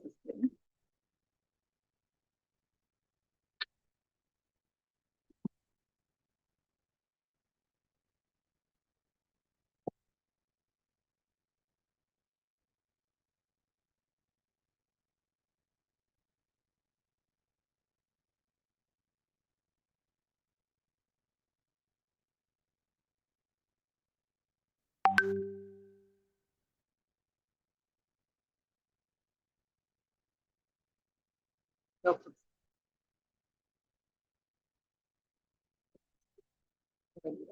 no.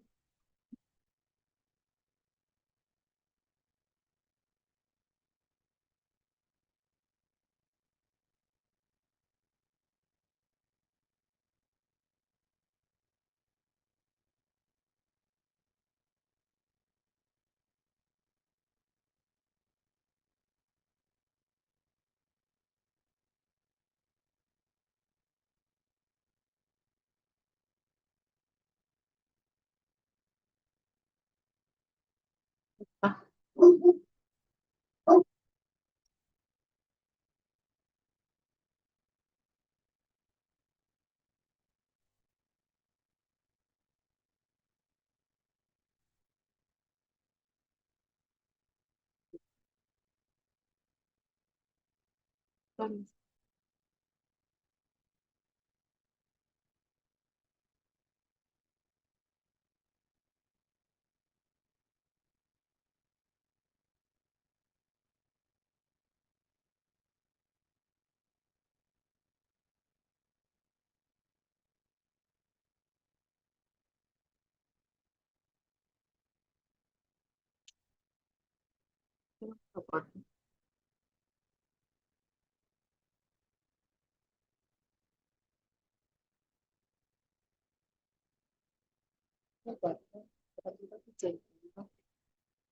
Buscando la mía.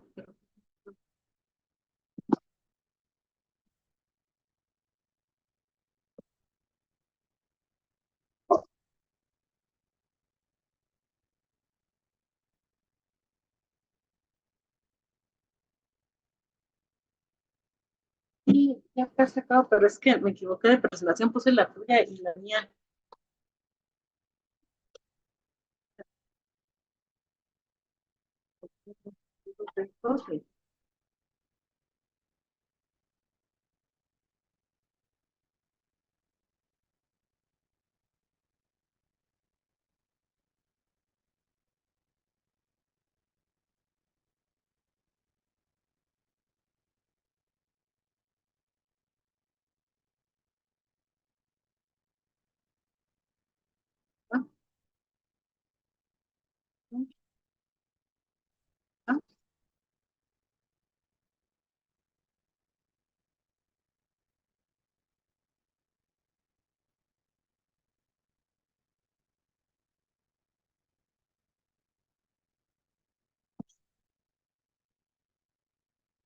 Ya se está abriendo, ¿eh? Perdón, es que me había equivocado y acá venía más. Ya tenía todo ordenadito acá.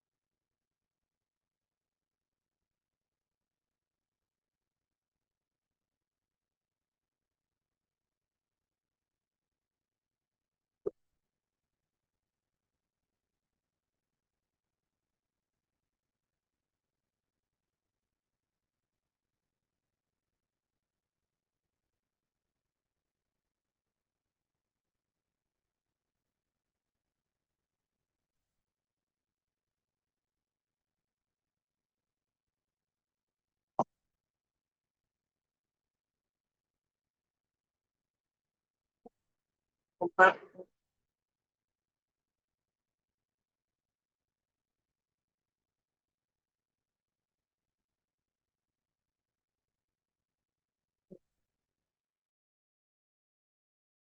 ¿Ahí ya lo ven? Sí, Hola, doctora. hola. Sí, di un inicio, pues me había equivocado. Entonces, bueno, ya vimos prácticamente pues todo esto, ¿no? La clasificación del dolor, cómo va. Vamos a ver rápidamente lo que son las del dolor, que es la otra parte de, de las generalidades del dolor. No los vamos a ver muy a profundo, les toca ya a ustedes como que darle una repasadita. También, pues bueno, que sepan lo que les sirva, ¿no? O sea, mucha información en la cabeza luego se nos olvida. Entonces, de vías del dolor, ay, está esto bien lento.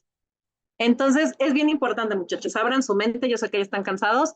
Acuérdense, entonces se van a dividir las vías en nociceptores, ya vimos que son los de la periferia, los tractos nociceptivos ascendentes, los centros de integración en el sistema nervioso central y el sistema inhibitorio descendente, ¿vale? Es lo que vamos a abrir, vamos a ver.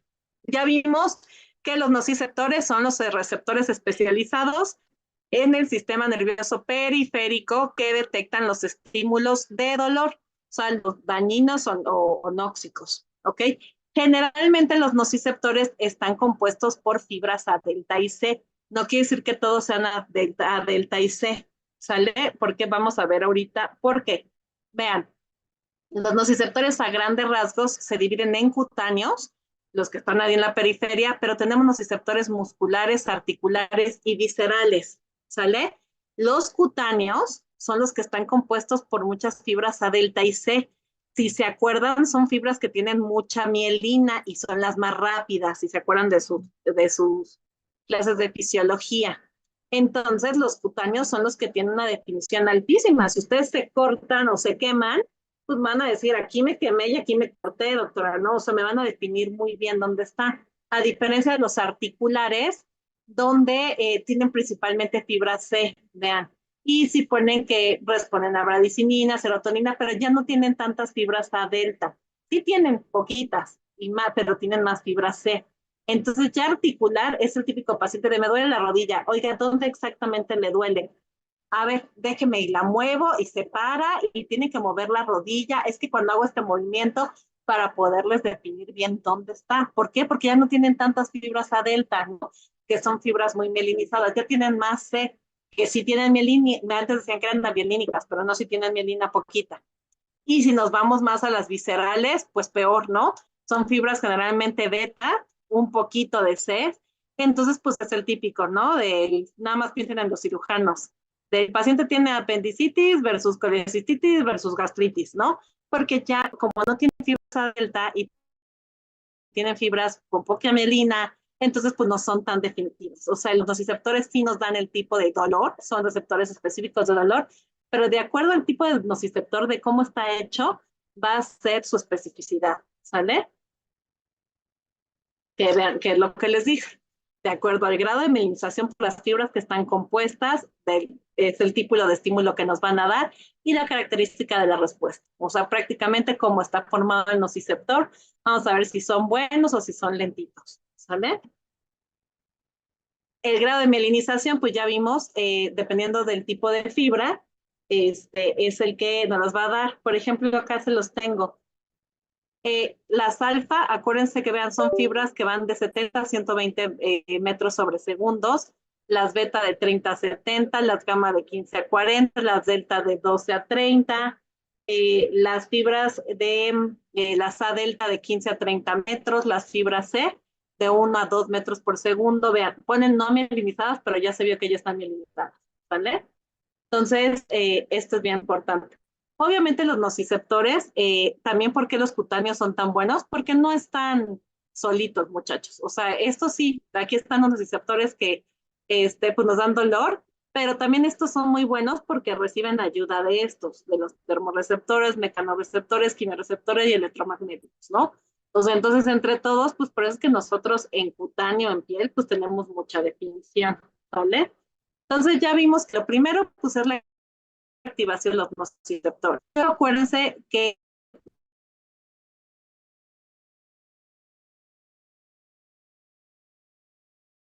entonces, después de los nociceptores, ¿qué sigue? Ah, se activa el nociceptor, viene lo que es la neurona de primer orden, que va del nociceptor al ganglio raquídeo y al hasta superior de la médula. Entonces, vean, y aquí les puse tránsito, el estímulo acá.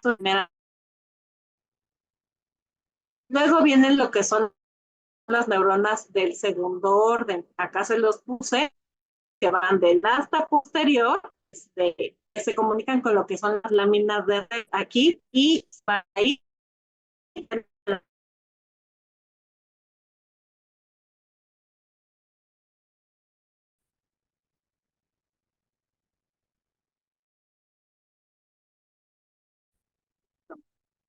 voy a tocar para que acá me entiendan, ¿ok? Entonces, miren, me voy a adelantar esto también por la hora, para que vean, ustedes vean aquí. Entonces, vamos, primera neurona, ya vemos de los nociceptores al ganglio dorsal y al asta posterior.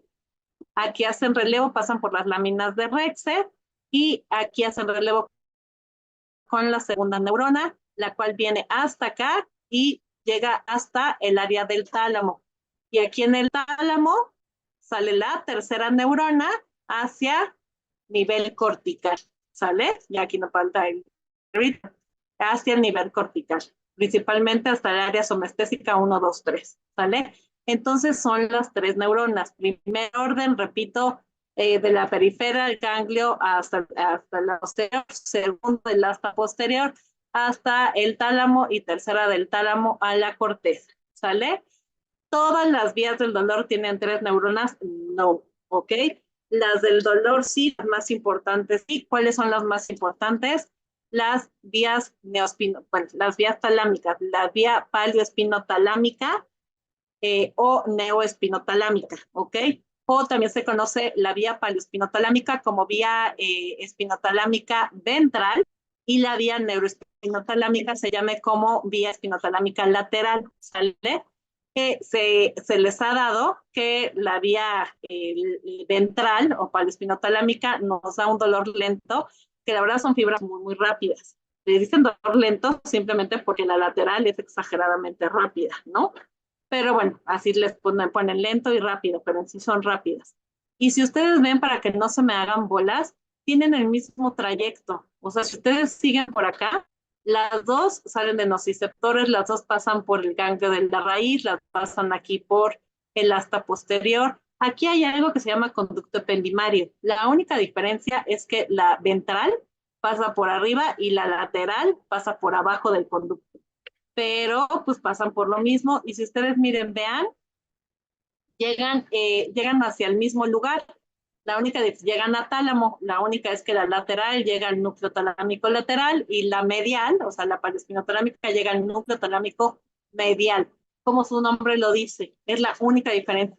Pero siguen el mismo contexto y llegan aquí a sus tálamos correspondientes y ya las dos suben hacia el área de la corteza somatosensorial. Eso son las vías del dolor. Ahora, tenemos otras dos vías que son bien importantes. La verdad, pensé que estaba aquí una, pero bueno, aquí hay una que miren, se llama la vía de la formación reticular. La vía de la formación reticular, yo siempre les digo que es el mejor amigo de la vía paleoespinotalámica, porque va acompañada siempre, vean, de la paleoespinotalámica. Si ustedes tienen este dibujito, miren, vamos al revés, núcleo talámico medial, sigue, acompaña a su mejor amigo, miren por arriba, o sea, en sí van pegadísimos. Hay autores que dicen que las vías están unidas, tienen interconexiones, la reticular con la vía paleoespinotalámica.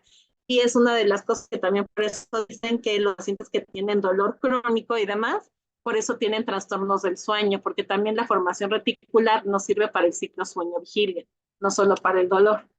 Entonces, vean, esta vía es, y llegan igual al median, esta es la mejor amiga del paleoespinotalámico, pero la vía de la espinotalámica también tiene su vía, su mejor amigo, que se llama la vía de los leminiscos dorsales, que también sale de la periferia por el ganglio al asta posterior, por abajo del conducto ependimario, y lo acompaña al núcleo talámico lateral, solo que hace un relevo acá en los núcleos gráciles y cuneatos.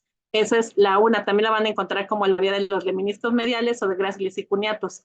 Es el mejor amigo también de la noespinotalámica, sigue su trayecto y llegan al mismo núcleo, solo que hace un relevo antes en los núcleos gráciles y cuneatos.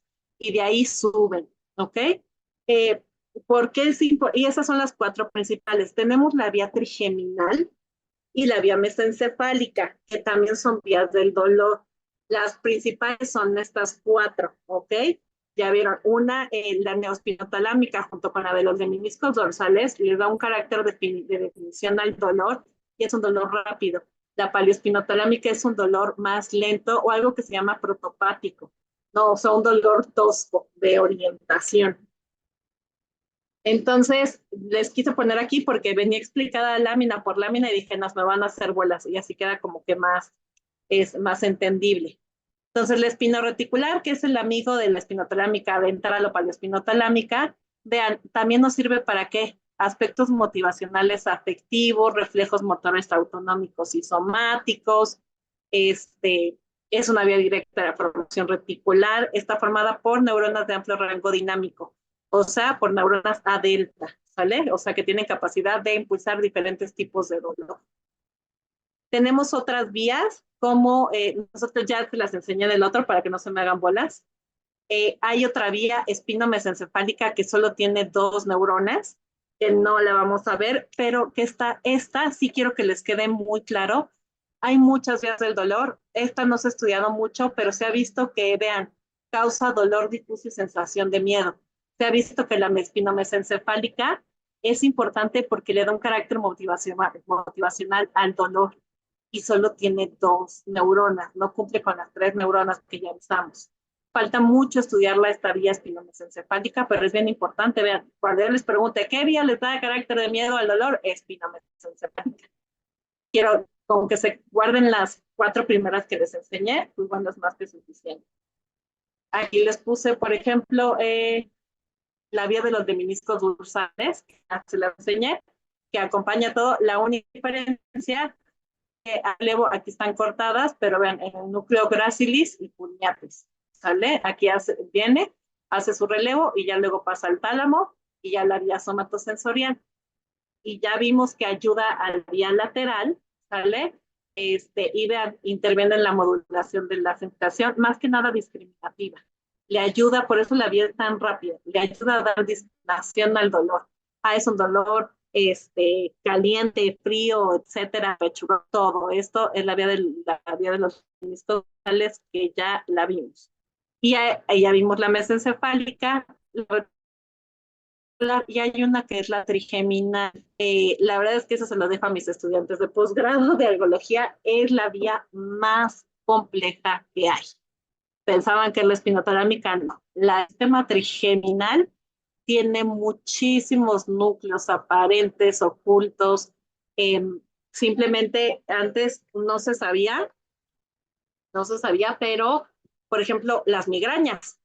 Decían, ¿por qué las migrañas o la cefalea de Ramos, ¿no? Que es las cefaleas, muchachos, no viene en su temario, pero sí es importante que lo sepan. Las cefaleas se dividen en migrañosas y no migrañosas, perdón, en trigeminales, para los segundos. Te hablan 2 segundos, estoy en clase. Entonces, las cefaleas se dividen en trigeminales y no trigeminales. Entonces, las que son trigeminales son las migrañas, la cefalea de Ramos. ¿Por qué? Decían, pues es que ¿por qué el paciente se tira y se quiere matar? Porque tienen como un dolor, hagan de cuenta, neuropático trigeminal, con una neuralgia trigeminal más una cefalea. Entonces, tienen acúfenos, fosfenos, quieren vomitar, pero a su vez sienten que tienen descargas eléctricas, calambres en la cara, lloran los ojos, moquean en la nariz. ¿Por qué? Porque el sistema trigeminal tiene muchas interconexiones, en especial con las cervicales.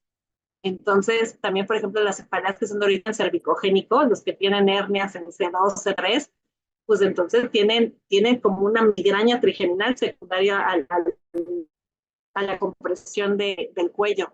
Tiene conexiones por todos lados el sistema trigeminal. Es muy complejo, pero es uno de los principales que nos da dolor a la cara, pues es que el nervio trigémino es el dolor cara, ¿sale? Ya casi acabamos, muchachos. Esas son las vías del dolor. Ahora, los neurotransmisores, yo les puse un ejemplo con el glutamato, ¿sale? Pero tenemos muchos neurotransmisores. Hay neurotransmisores y neuropéptidos. Y de los neurotransmisores hay inhibitorios y excitatorios.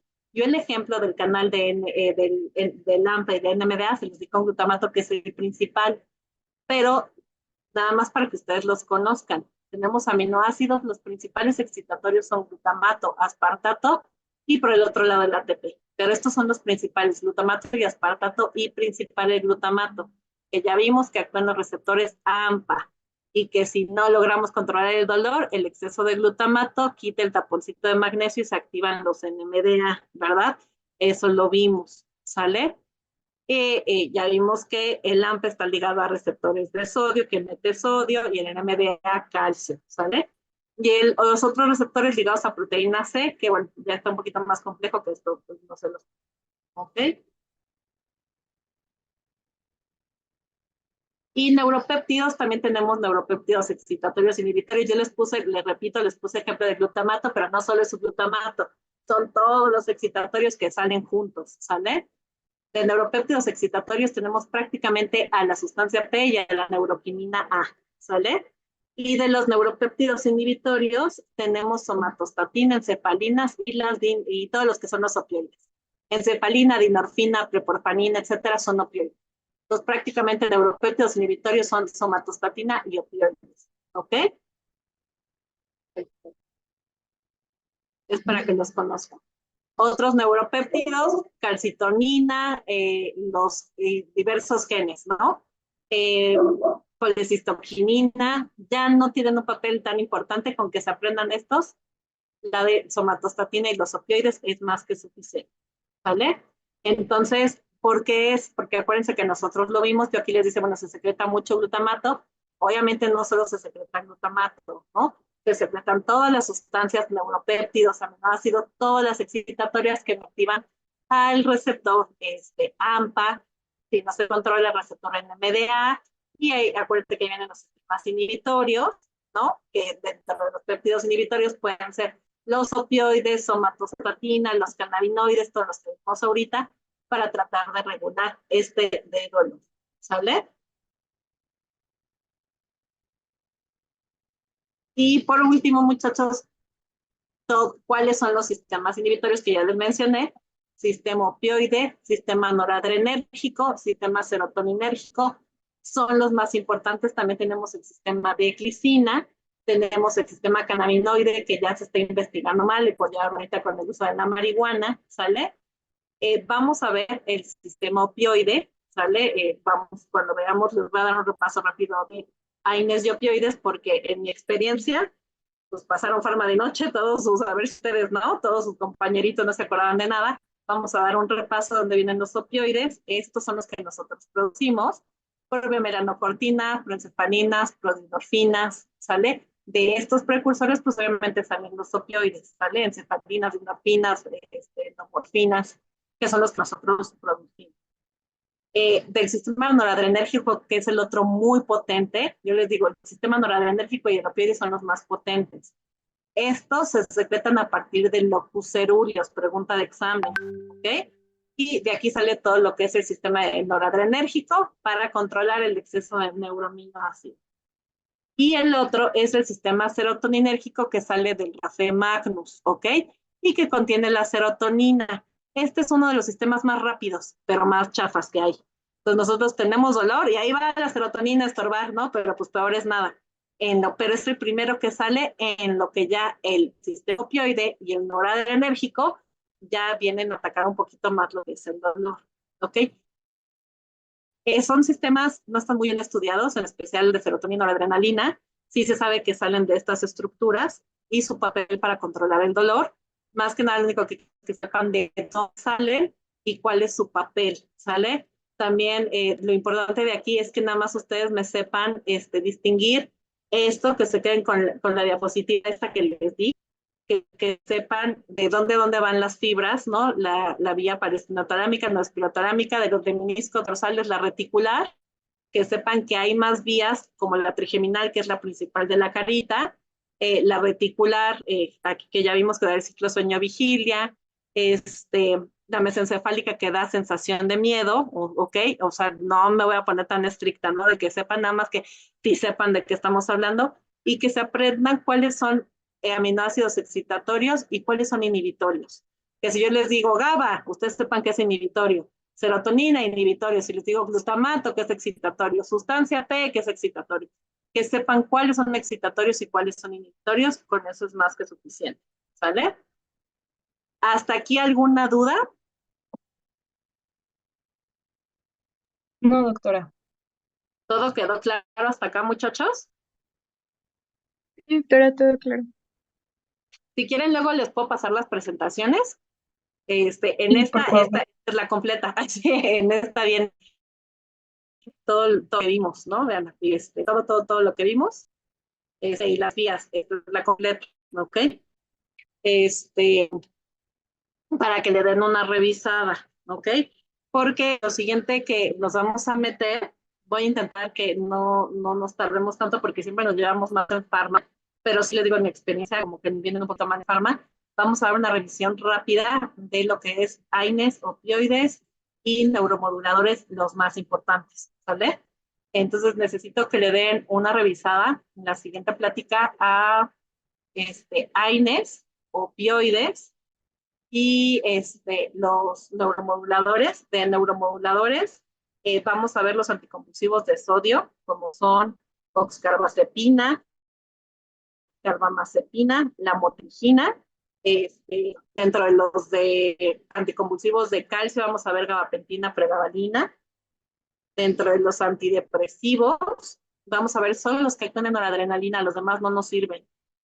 Vamos a ver lo que es imipramina, amitriptilina, venlafaxina, fluoxetina y ya, porque son los más usuales, ¿no? Y la verdad es que darle tanto el chiste es que aprendan a usar los más comunes. Entonces vamos a ver lo que son en las siguientes clases estos fármacos, ¿sale? Ya para posteriormente continuar con síndromes dolorosos más frecuentes. Vamos a ver que los síndromes dolorosos más frecuentes, tanto musculares, luego como los neuropáticos, donde viene ya neuropatía diabética, posherpética, todo eso. Vamos a ver procesos oncológicos y vamos a ver lo de cuidados paliativos, ¿sale? O sea, en ese orden vamos a ir viendo las pláticas, pero por eso primero les doy generalidades y fármacos, porque de esta manera nos podemos ir más rápido con los temas de patología, porque ustedes ya saben qué tienen que mandar y nos vamos más rápido y no me van a preguntar, ¿por qué se manda doctora? ¿No? Porque pues ya lo vimos, ¿sale? Algo importante, muchachos, para los exámenes van a hacer por eso necesito que hagan su grupo en el chat para mandar, tenemos son 2 exámenes, uno cuando acabamos generalidades fármacos, uno es de generalidades y fármacos, final donde son casos clínicos. Esos exámenes se los envié yo con un link. Hacemos una igual aquí la sesión. Todos necesito ver así con su camarita, haciendo su examen, y les mando un link. Y el link ustedes le dan clic y ya pasan las preguntas. Cada pregunta es por tiempo, todas son de opción MUDE. Ustedes le dan clic a la pregunta y automáticamente al final saben su calificación. No les permite regresar el examen, ¿no? O sea, ustedes le dan clic a una pregunta y lo salta la siguiente y al final saben cuál tuvieron mal, cuál tuvieron bien y su calificación. Y las preguntas, el link, aunque es el mismo para todos, cada vez que se abre, las preguntas son en diferente orden para cada uno de ustedes. Es como un sistema de control, ¿no? Para trampas que se tienen. Y a mí me llegan automáticamente sus calificaciones. Si hay cualquier duda, pues la checamos, ¿vale? Le voy a mandar ahí qué valor tiene cada cosa. Y algo que yo siempre les dejo a ustedes, tengo porque ya luego dije, ay, me suena parecido. Siempre de trabajo les encargo 2 trabajos, porque así tengo mucho con que calificarlos. Uno de los trabajos es de derecho examen, bueno, los 2 son, es que me hagan unas tablas de fármacos. Yo sé, porque luego me puse, que creo que la otra de Roma también le pide unas tablas, pero pues si ya se las pidió, pues ya tienen adelantadas. Entonces, todos los AINES que damos, todos los opioides, les voy a encargar una tablita. ¿Por qué? Pues no, yo ya tengo muchas tablas, imagínense, llevo 9 años dándole a la UNAM este módulo, pero esas tablitas son porque yo se las voy a calificar. Son unas tablas sencillas de que me pongan el AINE, por ejemplo, el AINE, a qué familia pertenece, sus dosis, tanto el niño como el adulto, que me pongan dosis de niño, dosis de adulto, si está autorizado o no en el embarazo, las principales reacciones, no quiero un copy-paste de medicina, ¿no? O sea, por ejemplo, naproxeno, principal reacción, la otitis, ¿no? Que les da el problema de otalgia. Y quiero al lado que me busquen 3 presentaciones, ¿sale? Yo les recomiendo que busquen las más baratas, porque van a ver, ustedes cuando se vayan al pueblito y demás, pues no le van a mandar las presentaciones más caras, ¿no? O sea, se les va que me busquen el Misol, el genérico vale esto, doctora, esta marca y esta marca, para que ustedes sepan qué mandar. Y así vamos a hacer de cada fármaco, ¿vale? Y ya yo se los voy a calificar, y ustedes ya les toca imprimirla, enmicarla, porque en verdad en el internado y en el servicio los sacan unos apuros impresionantes. Y la otra va a ser que me busquen un artículo nuevo. Les voy a mandar en el chat que lo hagan. Les voy a mandar las